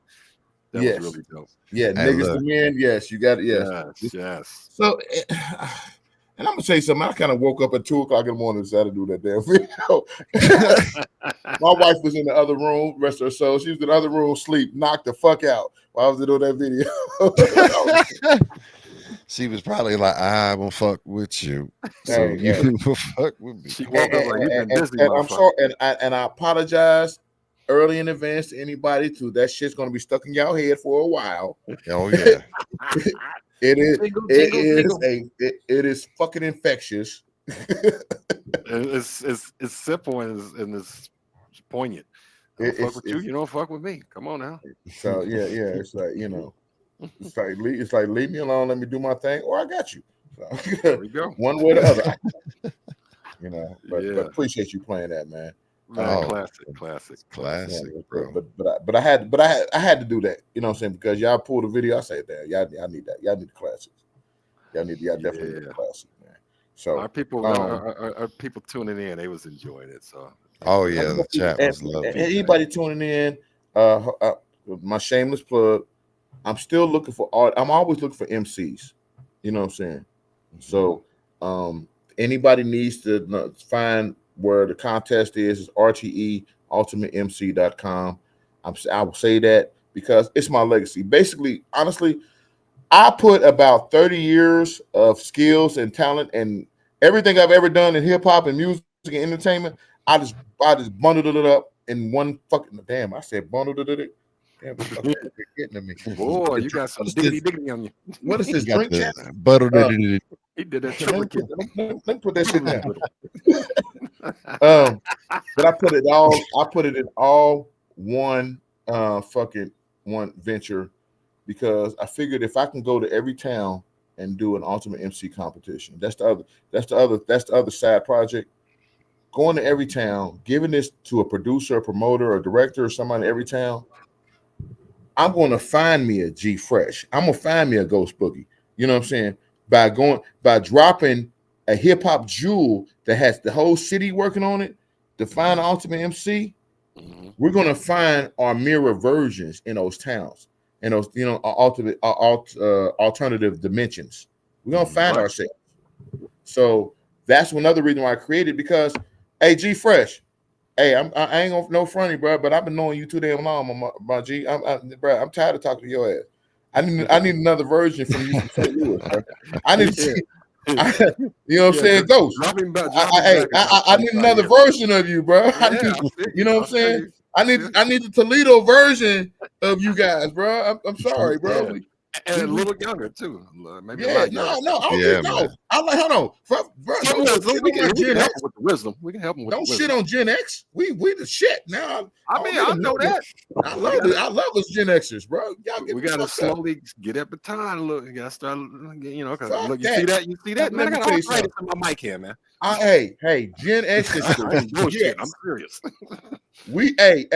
Cause you know why? Because we played without goddamn helmets. You know what I'm saying? Shit. We played without motherfucking helmets. God motherfucking that. You know what I'm saying? Hey. And I'm trying to tell you, shit, we was the first to find an STD that killed you. Ooh, oh man, that Gen X, that's the stain on us. Oh, let's find one that really. Man. Wait. They had syphilis, gonorrhea, nigga. We got AIDS, nigga. Hey, look, they're talking about now though that it came up on my other podcast. Shout out to my usual suspect Sesh family. They got billboards in LA on the side of them big ass billboards is talking about eye chlamydia or like you got chlamydia of the eye. Yeah, like wait. I thought it was internet chlamydia. I thought it was virtual. No, I guess you maybe maybe a freaky Zoom call or an OF, like one of them OnlyFans or something like that. You get Bitch, I'm talking on the phone. no, You better give my computer a virus. I ain't trying to catch that shit. Give my computer COVID. Eye chlamydia. Okay. I mean iPad, iPhone, iWatch, eye chlamydia. Okay. So yeah, man. But yeah, hey, can I just give a big shout out to New Zealand? And if you we gotta get you tapped in as a MC goes by the name of Ja Kellen, and Pam Badass is in New Zealand. We've trying to actually get him scheduled like ASAP. Yes. But he is from New Zealand. There's a dope hip hop scene culture. New Zealand reps hip hop overseas crazy, fucking killing it. Shout out to Pam Badass and Jock Kelly. Let me tell you something. Fuck the United States child support system. I got to get a passport. Fuck y'all. But I gotta give a shout out to motherfucking the fucking overseas love of hip hop. Crazy. Is fucking. It's like hats off type shit. Like because I've never went overseas. You know what I'm saying? All invitations, you know what I'm saying? Go ahead. I think. But the bottom line is these they freaking see when you live overseas, you have a deeper appreciation for culture. America wants you to appreciate consumerism. Mm-hmm. But overseas, they have monuments and stories and lineages that go back for thousands of fucking years. So they really appreciate the culture, the deeper layers of shit. Mm-hmm. You know what I'm saying? So, Germany, Denmark, you know what I'm saying? New Zealand, you know what I'm saying? Africa, you know what I'm saying? Castles and shit. Pyramids. They appreciate, they are used to getting past the commercialism. They don't pay attention to commercialism shit. They fucking commercialism don't even touch their ass. They get into that's why the beatbox culture is insane in Germany. It's insane overseas. It's insane in Europe. Because fuck the commercialism. This is raw. We don't even want to touch the fucking commercialism. That's for the fucking idiots. You know what I mean? Just shout out to if you are digging into hip hop, and I want you to know that here in Cincinnati, Ohio, that's what I represent. I love United States of America. I represent the underground hip hop. You know what I mean? There are 3 lanes of hip hop. There are 3 lanes. You know what I'm saying, of hip hop. There is the industry lane. Shout out to High Tech for the king of that. He's Cincinnati's hip hop industry king. No bigger contracts. You're working with Dr. Dre. You're working with Talib Kweli. Bigger game. You know what I'm saying? The street lane. Snoop. Yeah. The street lane of hip hop. Shout out to rest in heaven, K. Riley. You know what I'm saying? He was the king. He was the king of the street lane. He had the streets on fucking lock. You should have. If you didn't go to his going home services, shout out to them. I'm saying he had streets on freaking lock. And shout out to and then me. I am keeping my eye on the underground. We are the three. We are the three kings. I keep. That's why I fuck with G Fresh. That's why I fuck with B Boys Underground. That's why you know what I'm saying. It's like, hey, you know what I'm saying. I'm gonna keep an eye on the underground scene. You know what I'm saying. That's why I fuck with Siri Imani and the lyricisms and the culture and the whatnot. So you know, so every city probably got somebody like you know what I'm saying us in there, man. You know what I mean? They probably got underground kings, street kings, and industry kings. Industry things. And that's what I want to discover by calling around saying, hey, you want to run an Ultimate MC contest? Well, we don't know what we want to do. Hey man, if you want to do trap music, but doing MC music, whatever you want to do. I don't give a shit. You know what I'm saying? Memphis, Clarksville, Tennessee, freaking I got connects in Little Rock, Arkansas, it's some cities that I talk to. I'm like, well, who are you? Well, I've never heard of your city. But y'all got hip hop. Oh, okay. Well, shit. Well, where y'all at?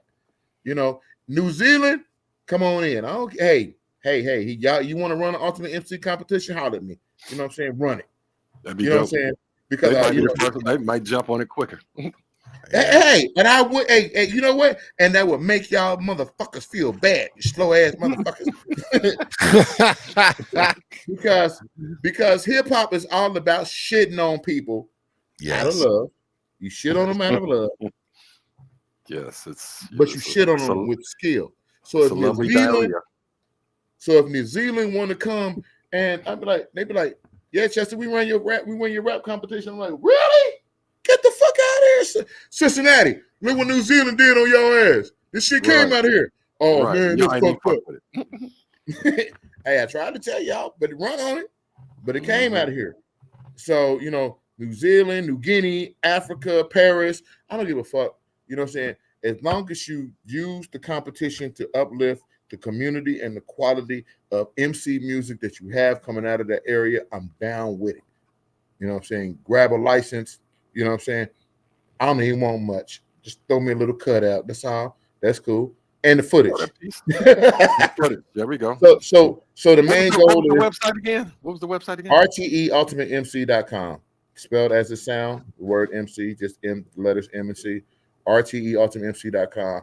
Because the main goal is to create a streaming service, a streaming channel like Hulu, ESPN, like something that you can tune in and you just seeing MC hip hop. You just seeing MC work from all over the fucking world. That's the main goal.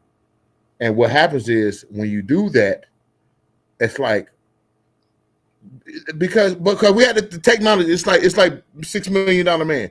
We have the technology. We can rebuild them. You know what I'm saying? We can, right. You know what I'm saying? The technology. But what if you can just tune in, just grab your remote, hit one of your channels on your Roku, your Fire Stick, and you can just see MC shit, and not just MC shit. The community that built it, the DJs, the producers, the studios, the podcasts. You know what I'm saying? In any city and everywhere. You're discovering your mirror personality in another city by just watching. Damn, I need to kick that motherfucker G Fresh. He on the same. He got a record pool. Let me call it. Let me look his ass up. You know what I mean? Yeah, shit. You know what I mean? And because he on the same shit that I'm on. I saw he's talking to these rappers. I saw he was getting these people music out. I saw these DJs out here. You know what I'm saying? Trying to bring music to the club. The goal is to make a sub industry of culture. So I say this, I support the hip hop music culture industry. Hip hop music culture industry. You know what I'm saying? Hey, I'm still on live, bro. That's Trill ass. I'm still on live, Trill. This motherfucker gonna interrupt while he know I'm on live. Tell Trill to come on in. Hold on, Trill come on in. Hold on, man. Y'all talk, man, while I get this motherfucker. Hey, yo, well, what we'll do, let's take a moment to say thank you all to everyone that's tuning in live right now. Yes. We appreciate you. We do this every single Wednesday, and then also we have special pop-ups on other days as well. So stay tuned. You can make sure that you can stay in touch with everything on our Facebook and our Instagram, and of course our YouTube and Twitch channels. Please consider supporting, hitting subscribe, follow, all notification bell. Fresh, what you got to say? Absolutely, yeah. We appreciate y'all. I know we took a little hiatus, but we back with season 3, and we're lining up some beauties for y'all. As we starting off with Chestah T, episode 49, aka 88.3, and it's been fun. All right. Salute. Right. We lost G again. It'll be back. It's no problem. Okay. That's the beauty, but we're live, so it's raw, uncut. That's one of the beauties of, like, I love how, like, back in the day the radio show was, because Oh my things God, happen, I miss it. You miss it too? you just I miss it because it was just the whole, you're live and the show must go on, and that's part of the showmanship and art of just being able to keep going, you know what I'm saying? Right. So I mean, that was the thing. So that was part of the thing I liked about this, is like, no, we're live, we're going to do this live, we're not going to tape it and then cut it up and make it all. No, we're raw and uncut. This is live. And when Ed says it's gonna reboot in an hour, you better fucking pay attention, because that's what he just did. Fuck Edge. I seen on my screens just like bleep. I said, Google Chrome for life, my nigga. The one thing that you did touch on that I wanted to bring up is that how the underground hip hop culture, you have your eye on it, and the thing with the health journey that I've been on. When I reached out to Fresh, they was like, let's do this, man. I was wanting to take all of the different scenes, because I remember how special and beautiful our scene was in Cincinnati, right? Mhm. And I wanted to be able, because I know every city had their own scenes, right? Bro. And be able to have Exactly. something and a platform to be able to link all of the different scenes. And we've had collaborations already just from the guests that's been on the show, and be able to just, again, to promote the culture and the genuine culture and the true people that are trying to go out here and do things that are positive, but also take pride in the craft that they are doing.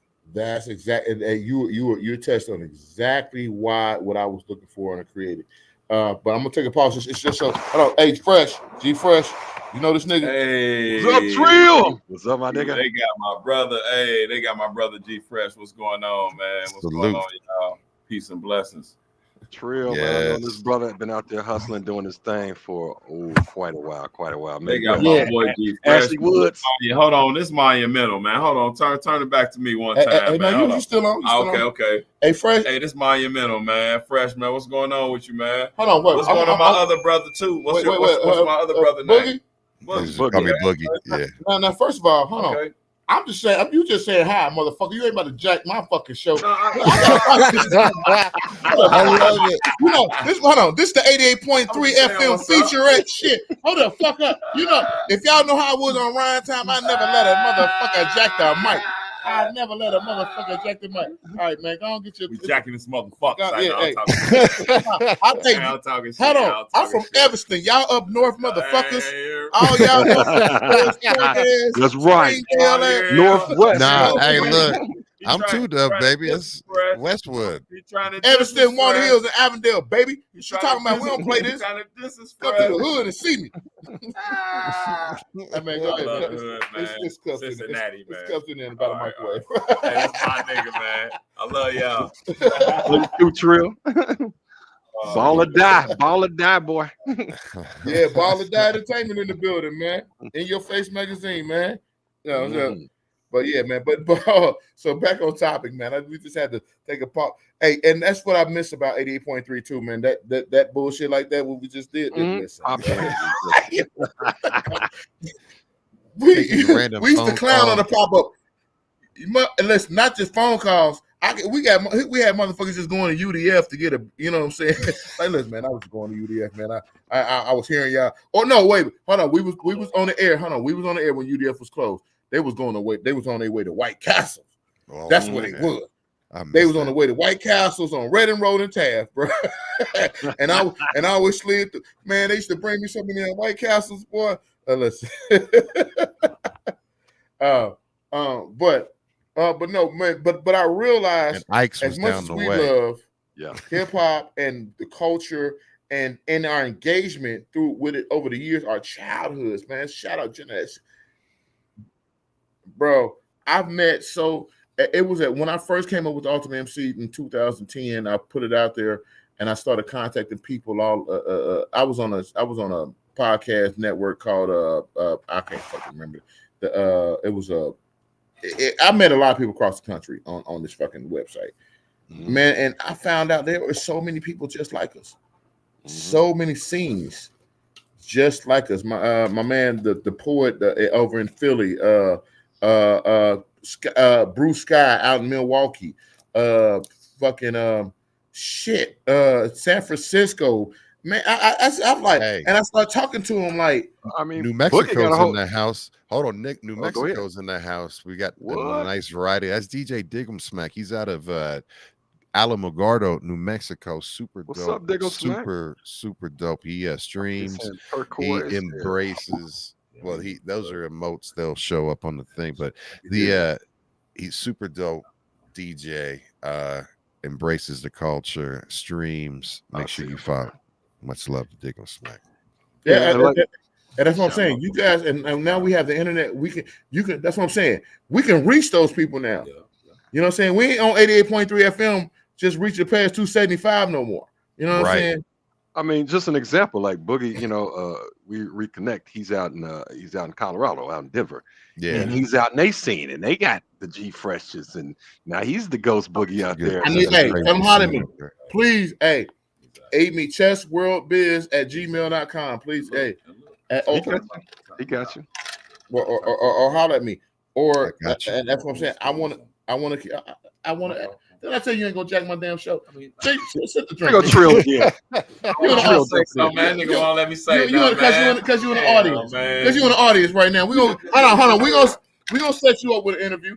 Hey, Trill is a great person. Hey, y'all got to book. I know Trill for almost 20 years now. No, because you got your shit to talk about. You ain't gonna jack me. Fuck that.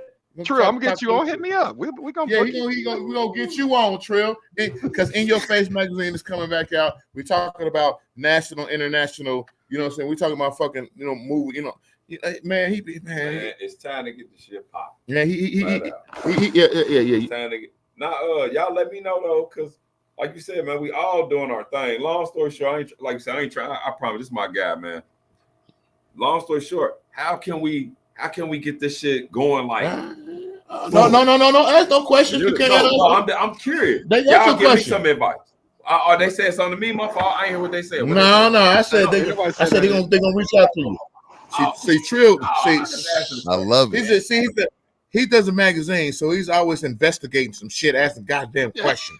Anybody on this shit right now? I love it. You know what? When we get we connect and build. Let's connect and build. Let's connect. When we get him on Chestah T, you're gonna do an RJ. You're gonna do a reverse jack.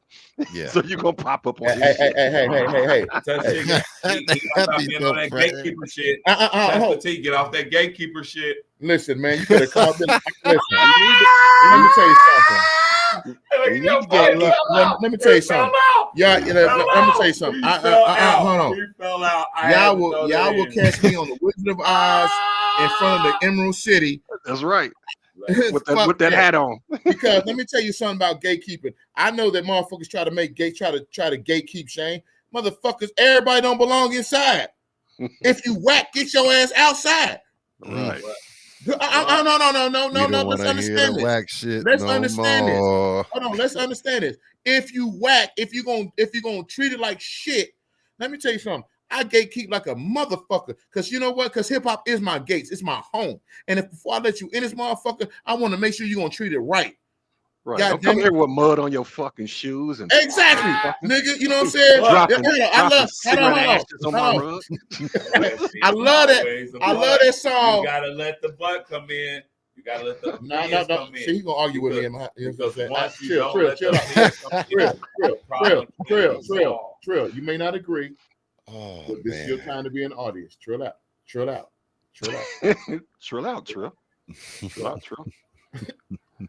Man, you done got a shameless plug like a motherfucker. You said Trill like 18 times in a row. Yeah. Everybody like, who the fuck is this Trill? So, cause I knew what it was. We all drinking, and I know this when this motherfucker started drinking. This is my bro. You know what I'm saying? He's passionate about the shit too. But the bottom line is, chill out. So let me finish. No, don't talk now. Your audience. So anyway, yeah. So like I said, I gatekeep like a motherfucker. Listen, I understand people don't think gatekeeping, but the bottom line is, you know what I'm saying? Once again, stop, bro. He did slide that one in. You turn it into a comedy show. You turn no, not from you. Not from you. Go online. All right. The bottom line is, listen. The bottom line is when you gatekeep. People say gatekeep like it's supposed to be shame, but you know what? It's also quality control. You know what I'm saying? Absolutely. You don't let everything just go the fuck out. Everything you think out your mind ain't supposed to be seen in center stage. That's what creates distractions. You gotta quality control. How many of us have gatekeep our own beats, our own tracks? We wrote raps and said, man, what the fuck is that shit, man? That ain't seeing the light of day. And you ran it past somebody that says, hey, hold the fuck up, bro. Please don't drop that. Please don't. Their face was like, Yeah. So I mean, gatekeeping, I don't shame gatekeeping if it maintains quality. You know what I'm saying? But the bottom line, and here's the thing, a lot of people put in work that needs to be compensated for. Everything ain't supposed to be fucking free. Nope. And everything. Let me throw this at you, Chestah. Ain't no shame in gatekeeping. But there's hate keeping. Well, that's true. Absolutely fresh, like for real. Gatekeeping and hate keeping. Yeah, so I mean, like if you're protecting the culture, that's one thing, but there are people that absolutely like, man, I can't have no one nicer than me or that does this nicer look. I know, like what I do, I'm not the nicest, but what I'm doing is genuine. It's me. Don't roadblock me. Hey, like what'd you say, Chestah? Hey, he said, hey, you gotta be part of my crew. Butch told you get your own. Yeah. Not Butch. No, Bush flung the gate wide open. J Rock said, hey, but I understand. That's what I'm saying. That. Butch told you to get your own show. Yeah, Butch told me to get my own show. But the bottom line is, I would have been cool with J Rock if he gave me a line to success. Right. It was just signed here. It wasn't pass this test, show me what you got, prove yourself. Correct. You know what I mean? I wouldn't have a problem with a prove yourself. You know what I'm saying? Like instead of saying, hey, no, I'm not going to pay you, or I'm not going to play your music unless you sign. If you said, bro, hold on, I have a show on Tuesdays. Come rock the crowd, do your damn thing, and I'll put you on. You know what I'm saying? That's what I'm saying is they, you know what I'm saying? It was too, you know what I'm saying? It was too tight, too fast. You know what I mean? It wasn't it wasn't a show your worth, then you can come on in. You know what I mean? Right. And that's what it should be. We should at least have a way to fit challenges. I mean, hell, fucking Jedi that shit. Before they take a fucking Jedi on Padawan on, they give them a motherfucking test at least. They don't just say sign here, you in, or you don't, you out. You know what I'm saying? No, we're gonna test you for it. Show us where you at. Show us what you can do. Facts. You know what I'm saying? And that's what I'm saying. There's nothing wrong with the gates need to be kept because if the gates is wide open, it's just a goddamn hallway. You know what I'm saying? It's just a goddamn hallway. You know what I'm saying? So, you know. Oh, I got the site too here. Yeah, so RTE Ultimate MC. RTEUltimateMC.com. Okay. There it is, man. Thanks for that. Whoever put that link up there. You put that up, Boogie? I did. Thank you. Yep. So we have it. Is anybody in the chat? Everybody listening and in different cities from New Zealand on. Check it out. Get with Chestah T if y'all interested. Listen, and I'm gonna tell you, it's not a super polished scenario. Can you hear me? Yes, sir. Okay, I didn't super polish it. I basically did it from the ground up as what we would do it as. You know what I'm saying? We can plug into it, but the bottom line is, I want people to, you know what I'm saying, to learn from it. You know what I mean? And I want people to learn. I want people to, and I take criticism. The bottom line is I created a competition that is to be handed off to any production house anywhere around the world You put your own spin on it. You put your own flavor in on it. You know what I'm saying? You do what you got to do with it. You know what I Right. mean? Like a blueprint, and you let them run with it. Yeah, it's blueprint and run with it. It's the blueprint of the framework. Yes. You know what I'm saying? It's 6 challenges based off of these things. I don't care how it looks. I don't care how it spins. You can, I don't care. I don't care what language you spitting. You know what I'm saying? You find your own judges. You do all of this. You basically reach out to your hip hop scene around you and say, "Hey, let's do this. Let's do Love it. I love Let's it. do it." You know what I'm saying? And we're gonna send all our footage in, and they're gonna promote it and show it off. Because this is my retirement plan. You know what I'm saying? 80% of the production revenue that happens with every competition stays in whatever city or production house that is done in. You send 20% back to Round Time Entertainment, and we just sit back and we air it. And you know what I mean? And it just goes that way. Because at the end of the day, I want to be able to flip on my smart TV, my smartphone, my smart device and say, "Hey, oh shit, New Zealand got some shit jumping out. Whoa, what the fuck? What they doing? Ooh, they killing it." You know what I mean? And because we also get involved with the community. That's the other thing that hip hop stopped doing. Yes. The rappers stopped talking to the businesses and the social programs and representing them. You know what I mean? The churches, whatever the fuck it is. Whatever your city is based around, whatever is hype around, whether it's the clean water supply, whether it's global warming, whatever your city Something is, that's affecting the community, yeah. whatever, yeah. You know what I'm saying? There should be an MC that represents that. I like the way you said the churches and you said whatever the fuck it is. Yeah. I pick up on shit like that. Shit, man, listen. But no, I feel what you're saying. Listen, my God knows I fucking cuss. Fucking gave me the fucking mouth. You know what I'm saying? There we go. And the fucking tongue. and the fucking tongue. Bless me. And you bundle it all up. and listen, man. This is and we need to start talking more and more. And honestly, when we start talking about MC and we start talking about the community, and I could talk about beatboxing all day. I could talk about DJing. You know what I mean? But when you talk about MCing, you're talking about the power of direct converse messaging, direct language communication. You know what I'm saying? We're all DJs sitting here. We've all been, you know what I'm saying? We're all DJs and producers. But we know when we hand these beats over, when we hand these mics over to these MCs, it's pretty much out of our fucking hands. They say what the fuck they ever. You know what I mean? But we need, you know what I'm saying? But if you knew you had an MC, and you know you had a list of them that would just deliver. That makes the beat makers get on. Oh, I got to skip this beat to this cat right here. Yeah. Where you making beats, imagining somebody on it. Oh my God. When you know you have MCs. And shout out to Contract, because like come in there just to enjoy it. I was like, and our second judge, G-Dash Fresh from, I was like, what? I mean, can y'all imagine? Can y'all imagine Dr. Dre's feeling when he hands Kendrick a beat? He got a hard on. Like, woo! Hey, they not like us. That beat ain't super pop. It ain't super trappy. It's a simple hip hop beat. Then what? And he MC'd the shit out of that freaking beat to where it's a fucking national fucking anthem. And MC took a simple hip hop loopy beat. It ain't super broke down all. Man, I got you, Drake. You know this is what I did to it. And ain't not as a producer, man. When you get somebody, you might have a couple ideas. When you give it somebody and they bring back something, you be like, "Oh, I didn't even imagine this going." This is, woo! You birthed something for me.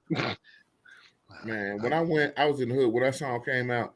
I was walking through the little project, and these little hood ass, wretched ass girls got in the car, turned that shit up, and they twerking about. I said, "That's a hip hop beat." That was y'all is going. I said, "That's an MC." Mm-hmm. That's an MC killed that. A simple ass hook. They not like us. Not twerk and make the coochie breathe. My Amen. butthole pink and whatever that. Yeah, shit. yeah. My They ain't brother talking told me. about. I still can't get that one out of my head. Kendrick ain't say nothing about no coochie. Nah, he started really breaking down some science, some Oh historical my god! facts. And the hood is on it. Mhm. That is real MCing. I got That's right. to That's get. sneaking in. One day when I get a chance, I'm gonna give Kendrick an Ultimate MC award just for that right there, because that just he single-handedly just said, "I'm gonna MC the fuck out of this fucking battle," and put it to bed right then and there. And then he came back with that show. Get the fuck out of here! Fuck out of Word. here! Y'all got me fucked up. If Hey, y'all don't, Chester. No, go ahead. Finish your thought. Then I have if y'all don't think MC matters, a real MC and ultimate MC matters, y'all never heard of Kendrick Lamar. Go ahead, man. I'm happy you brought him up fresh. Yeah, I had wanted to play one more joint. I know we're getting short on time here. I don't know how much time you got left. And then we had one little thing we wanted to do before we go that a partner of ours had introduced, and we kind of like to see where you at. We could do this first, and maybe do that first, and then drop your song on the outro. The one you had with Wizzo, wanted to play that if you don't Are you talking mind. about the Dud song? It's called Or- All Right. Oh, the All Right. Oh my God. Yeah, your name. Yeah, your name. It's your music. It's your audience. Oh Your my audience God. today. Yeah. See, you know what? Wizzo, Wizzo when I was just acting a fool on that one, bro. That was a real That's fool. MCing. That's just having fun. That was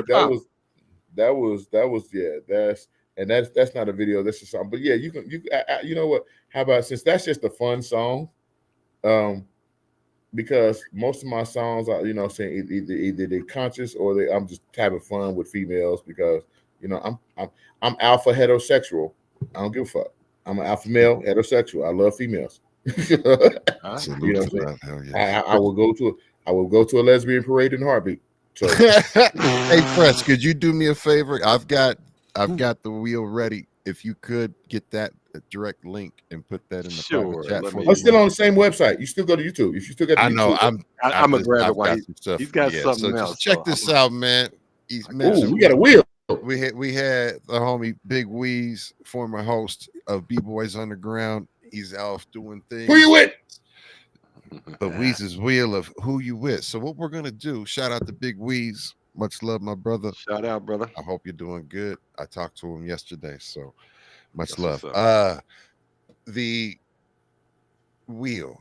What we're gonna do is we're gonna give a spin, and then we're gonna spin it again, and you're gonna tell us who you with and why. So first up on the wheel, you've got Lauren Hill. So let's see who we have versus. Oh, that's gonna be hard. That's gonna be hard. Maybe right not. there. Maybe not. Kanye West. Ooh. There Who you go. with? So you got to tell us who you with and why. There ain't no drink. They ain't. Hold on, fuck up, bro. Wait, because that's a good one. Only because I finally, I finally watched the Yeezy documentary on Netflix, and I started, but I didn't finish it. when I realized how much his life, his discovery, his connection kind of simulated a lot. Like, what I'm saying? Shout out to the guy that produced it, that did it. I mean, that's one of the other ones that said, damn, they just like us. You know what I mean? That whole documentary. He started on a public access video show, Channel Zero, you know what I'm saying? And dude just documented. I'm like, bro, that my and his passion. My God. you need to check out the episode we had Old School Ice Green on, and he coined the phrase and actually has it petitioning the Grammys and all of the award shows, and has had it included in multiple award shows already. But it's adult contemporary hip hop, right? And but he was Kanye West's main A&R. He's with Abstract Mind State. They just got off tour with Slum the Village. homies Slum Village, and he came on again. So and talked specifically about the adult contemporary hip hop. So you might want to check that out and connect and link Yeah, up. because you got the MC music, and that's why I brought it up earlier. Though, on some culture shit, contemporary hip-hop. I got on conscious shit. I got to run with Ye. I got to go with Kanye. You got to run with Ye over. Because I mean, I should no. Come on, I fucking love Lauryn Hill. I actually named my son after the song Zion. My son. Matter of fact, his birthday's coming up, Zion Day, and my son, my other son, Adeyemi. His birthday is today. His birthday, Adeyemi. His birthday right now. But his brother, happy birthday, brother Zion Day. That song's out. But I love Lauryn as a lyricist and a singer and a compassionate human being and a stand-up freaking queen, period. Stood up to the industry, said, fuck, I don't give a fuck if I'm multi-platinum, Grammy women, fuck that shit, I'm out. You know, so I got to give her, I got to stand with her on that. But Kanye, he has that non-stop hip-hop fucking drive. He had that you know what I'm saying, especially that early shit. When I saw his how when The Rock was delaying his album, when he just went out, he just fuck it, I'm hip hop. I'm going to produce this shit myself. I'm gonna go get these beats. I'm gonna spend my own Through the Wire mixtape. I remember when that came out. I had that. That came through. I was like, car accident ain't gonna stop me. Damn, that's hip hop. That was crazy. If these whiny ass bitches these days will get that shit in them, this motherfucker had a cold car accident, had his jaw mashed, and he still recorded his shit. Bitch, get your ass and go get you some. Quit crying. You know what I'm saying? Quit crying. And Kanye kept pivoting. I didn't realize why he was pivoting. I was like, man, what the fuck happened first? Well, then what happened to the college dropout guy? I don't know. But you know, he kept pivoting. Hip hop nerd, that you were like a hip hop nerd. I mean, that's kind of like what he was. Yeah, in a way. Yeah. But he was going. No and he was disrespect. And he was pushing through his mental illnesses and psychosis and depressions and shit like that. And I'm a mama's boy. You know what I'm saying? I'm the only son of a woman. You know what I'm saying? I got 4 sisters, but I'm the youngest and only boy. So I understand when he lost his mama, how shit just went awry. So I got to ride with Kanye. Absolutely. I got to ride with all the mama's boys that will whoop ass. You know, listen, I would go to jail for my mama. To this day, you say something. You know, so I got to ride with mama's boys. You know, so if you're a mama's boy and you will whoop somebody ass for saying your mama name wrong today, dead or alive. No mama jokes with you. Hell yeah. Yeah, so don't play that. We don't play mama jokes. Nah, not around. Right. No, so that didn't happen. So let's see who's next. All right, so we have up first Bone Thugs and Harmony, Cleveland, Ohio, against. I almost thought it said cannabis. Joyner Lucas. Fuck! God damn. Y'all, I can't stand y'all, man. Who you with? The Wheel does this. Fuck! Why would you do that to me, bro? It's the Wheel, man. You gonna put my state against Joyner, bro? We didn't do it. The Wheel did. The Wheel has. Sometimes it's difficult. Sometimes it's did easy. it to me again because Bone had it all day long. My God, all of them cats. I love them motherfuckers, and they represent their own style. Fuck, I gotta go with my state this time, bro. I love Joyner, man, because what the fuck? What he doing with hip hop? He's doing MC music all fucking day. I love him doing. He does MC music all fucking day, but I got to grow with my state for the style. For the fucking Cleveland representatives, man.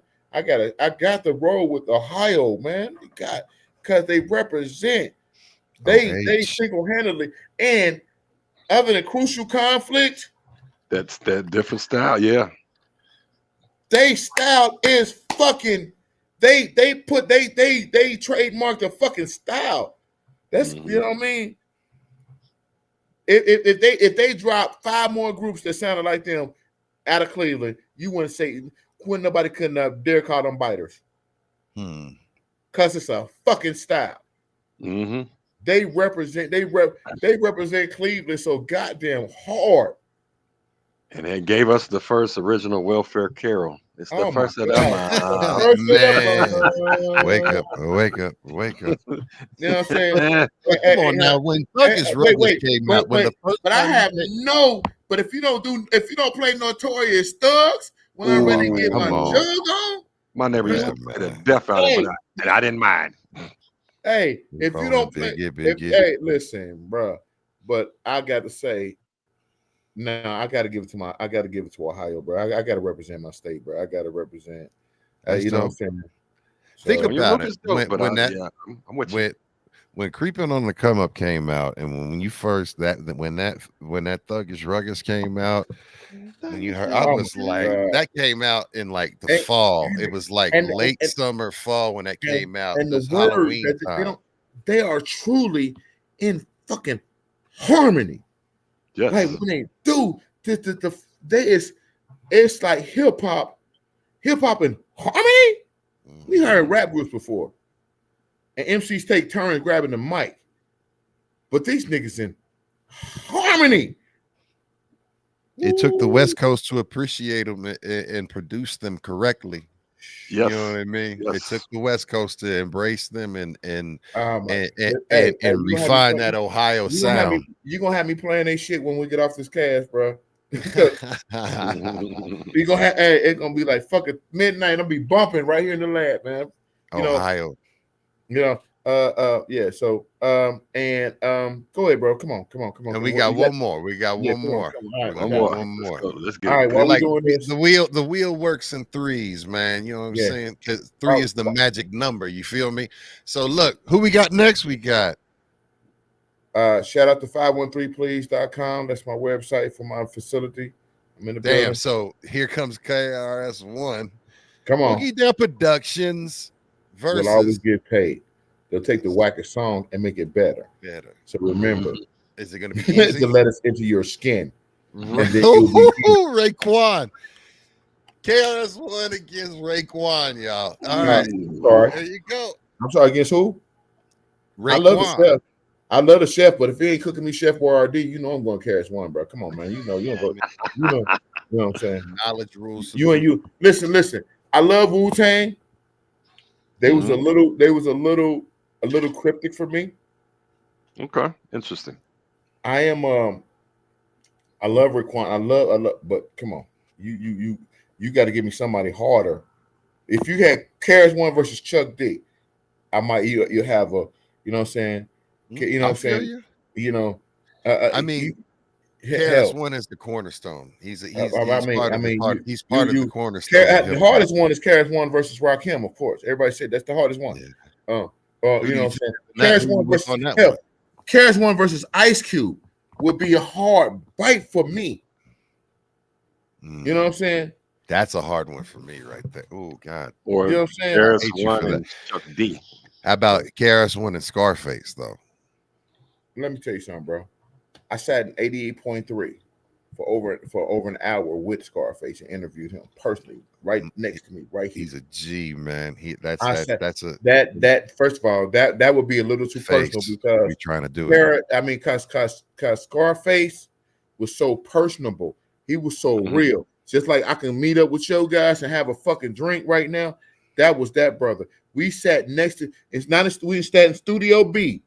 I interviewed him. I recorded it and interviewed him right after Pac died. We talked. My God, I sat and then when I humbly asked him, I said after the interview, I said, my niece is one of your biggest fans here.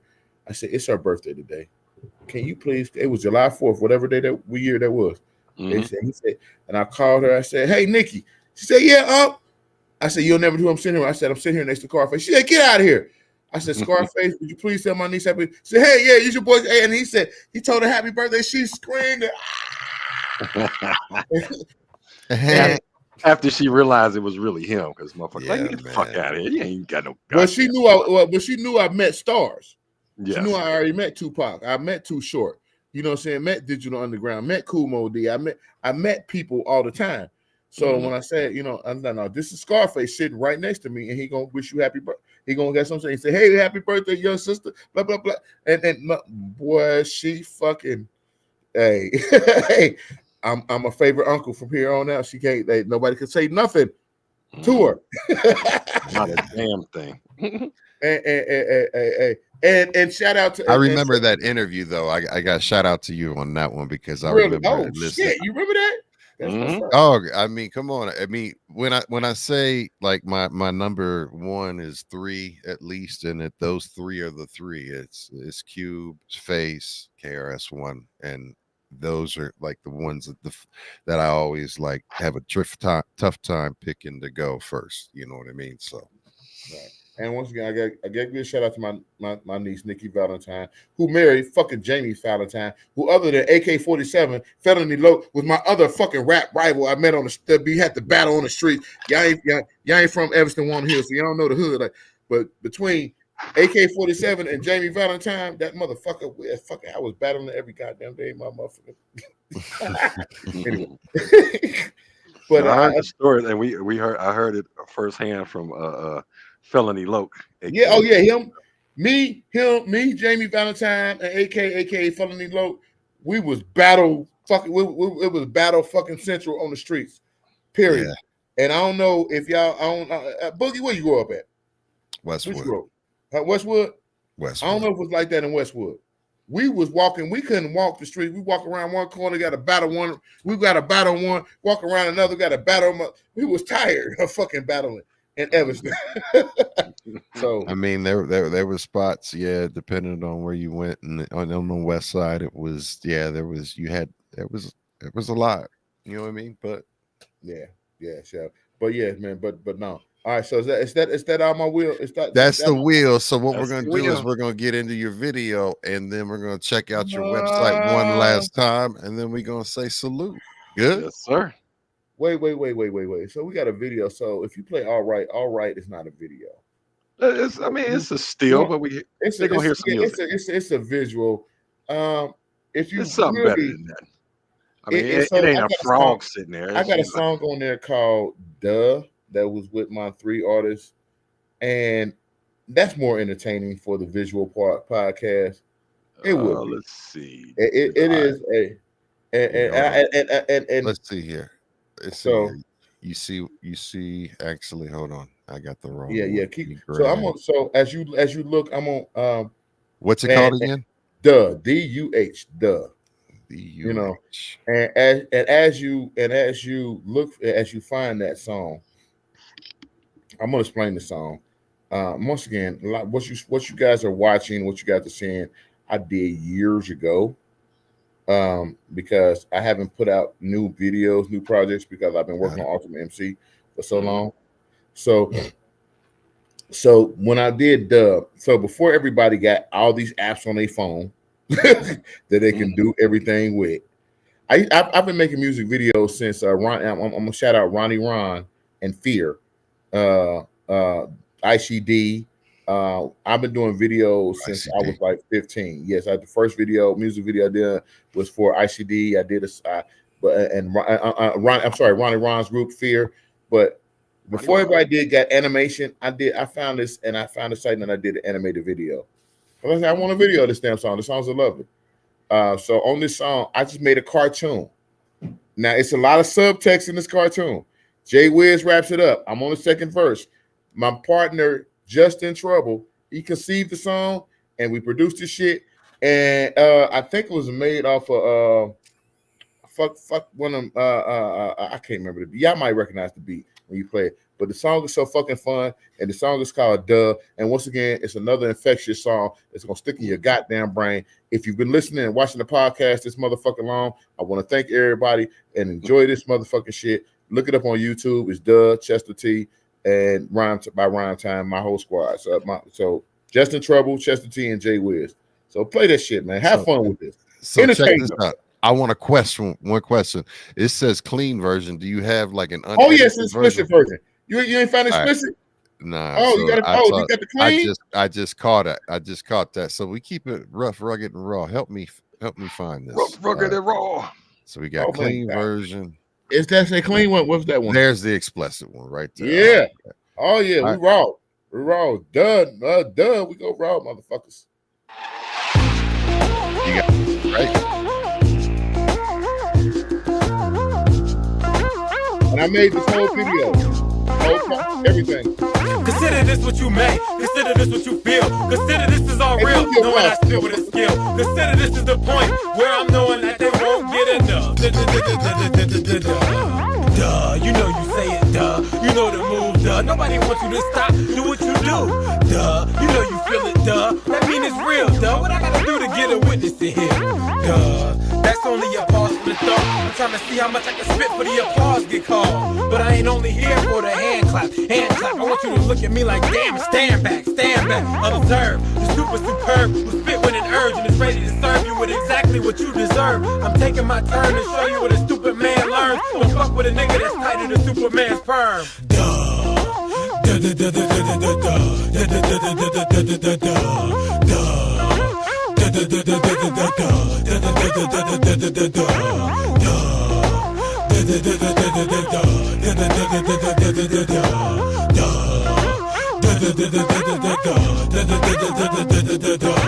Do you make cake? Yep. Do you got a snake? Yep. Do you got a mansion in the house by the lake? Huh? Do you go home? Huh? Do you got a car? Damn. Do you take rappers' career and get it far?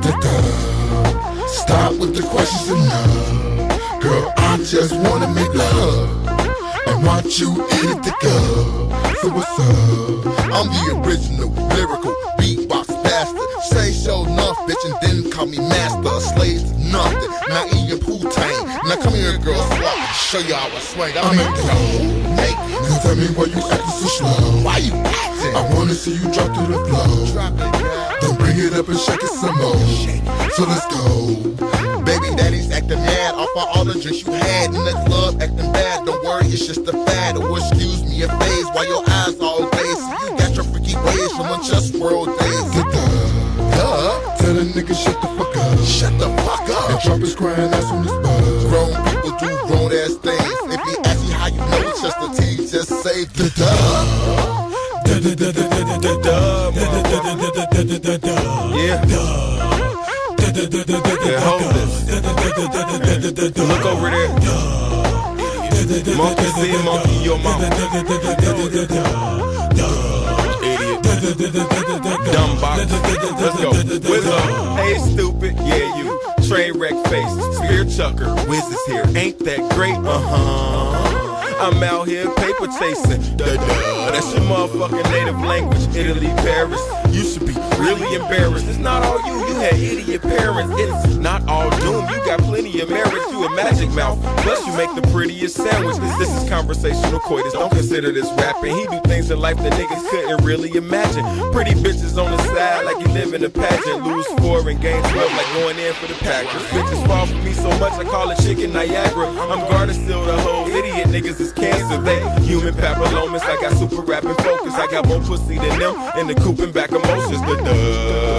You pretty in a dumb way. Only way my niggas get silly is with gunplay. Same gun, rearrange your face like feng shui. 2 bitches, Jay is in the middle like hump day. Bottle of Patron or a spotlight Riesling. Life like a movie, often I can't believe me. I beat up beats, what I write is a DV. Emperor's new clothes for hoes, come see me.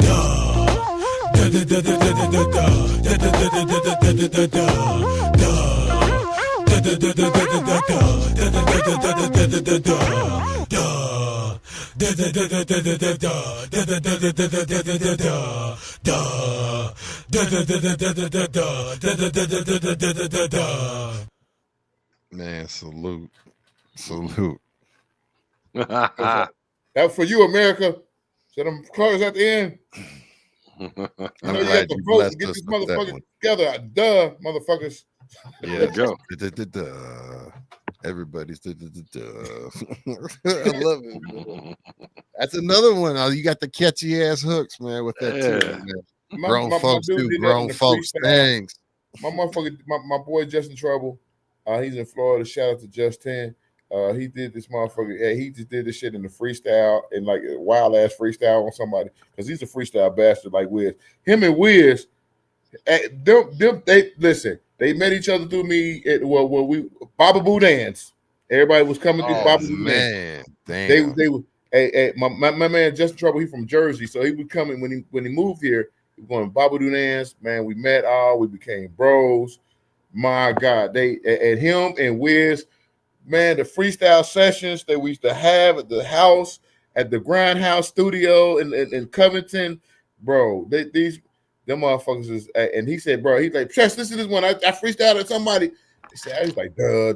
I said, nigga, that's a hook. Yeah, you saw it. I said, that's a fucking hook. And that's where, I love origin stories of music. Yes, I do too. I do too. I love it. We both do. I love fucking origin So stories. how did you come up with that and then you hear like sometimes it's simple, sometimes it's complex, sometimes it's just funny as fuck. I like first of all, when I rap, I don't never first of all, I love pussy. I don't grab pussy like Donald Trump, but I love little hand.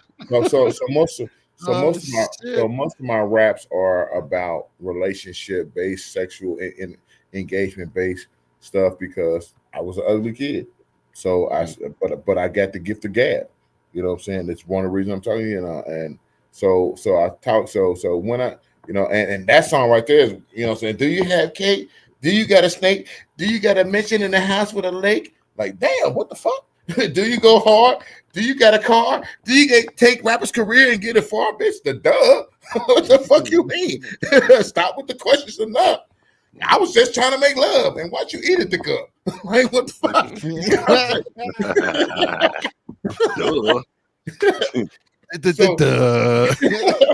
Yeah, let me stand for you. You ain't getting sometimes you gotta be based on a little reality. I get questions a lot like, oh, do you got a car? Do you got a house? Do you got any? Like, wait, hold the fuck. Look, listen, baby. Look, I'm just trying to make sweet love and watch you suck the Hey fuck man, out you gotta email me those tracks, fam. I need those from I need those from my library, fam.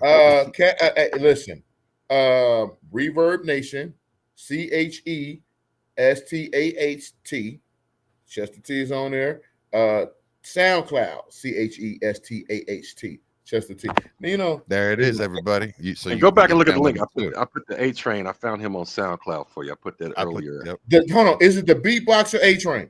Yeah, I found this SoundCloud and I stuck it on there earlier. My God, if I can reach this monkey ass, we would put on a show just for Cincinnati. I would put all the money down just for and you know what? What about for B-Boys Underground right here? We can just get it popping like this. Damn. Put it on. You know what? All respect to the internet shit, but I like live motherfucking shows. Yeah, do it live. My beatbox. Here's what's hard about beatboxing. It is not an internet. It's not a digital device friendly skill.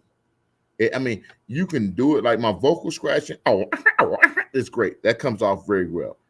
But when it comes to the low end, when I know I was gonna battle A Train because he had control over the microphone and the low end, he can make the woofers rattle. Like I can make the woofers rattle. When I say the experience that when you go to a real beatboxers, I'm not talking about these beatboxers nowadays, they do the they do a lot of house and techno. And it's cool because it's tricky and it comes off very well and it looks good. But when you got somebody that really got that low end control, when they knew that I was gonna be a finalist on Scribble, is when I let everybody go first to showcase their shit, and they gave me that mic, and I made the woofers rattle. The whole crowd was like this. I'm like, I'm giving this shout out to Jam Master J, because I'm like, and I said, and everybody went like this. They went. It was like, that's when the woofers, they was like, they was holding their hats and shit. They was like, oh shit, yeah, this motherfucker's gonna be in the final round. You know what I mean? And there's nothing like that experience with real beatboxing. You can't duplicate that digitally. Understood. You know what I mean? Well, there it is. So I would love to do a show and And we'll talk shit on B-Boys Underground. But the bottom line is, if you don't come to the fucking stage, if we don't have the fucking 40-inch woofers, if you don't have if you don't have the Sharon Vegas, you know what I'm saying? If you don't have the motherfuckers out there, yeah. when we got the Shure microphone, the SM58s, and and 50s, baby. and if you don't have them motherfuckers, well, we take that motherfucker and we go, doom, hey, and you feel it just rattle through your bones. Well, check it out. If we get this going and cracking, I'll fly into Cincinnati and say what up, and we'll just do it live. Where you at? Wait, hold on. Where you at? Denver, Colorado. I'm in Denver. I used to. Oh, you in Mile High? No, I'm coming to Mile High. Fuck that.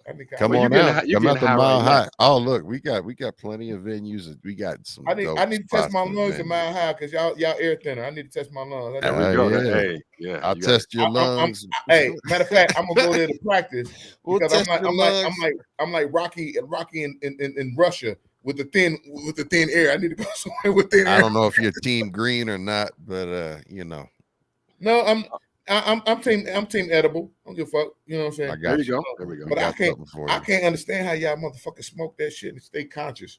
I go to. Well, we're gonna find out. Well, shit, man. Chestah T, man. Hold on.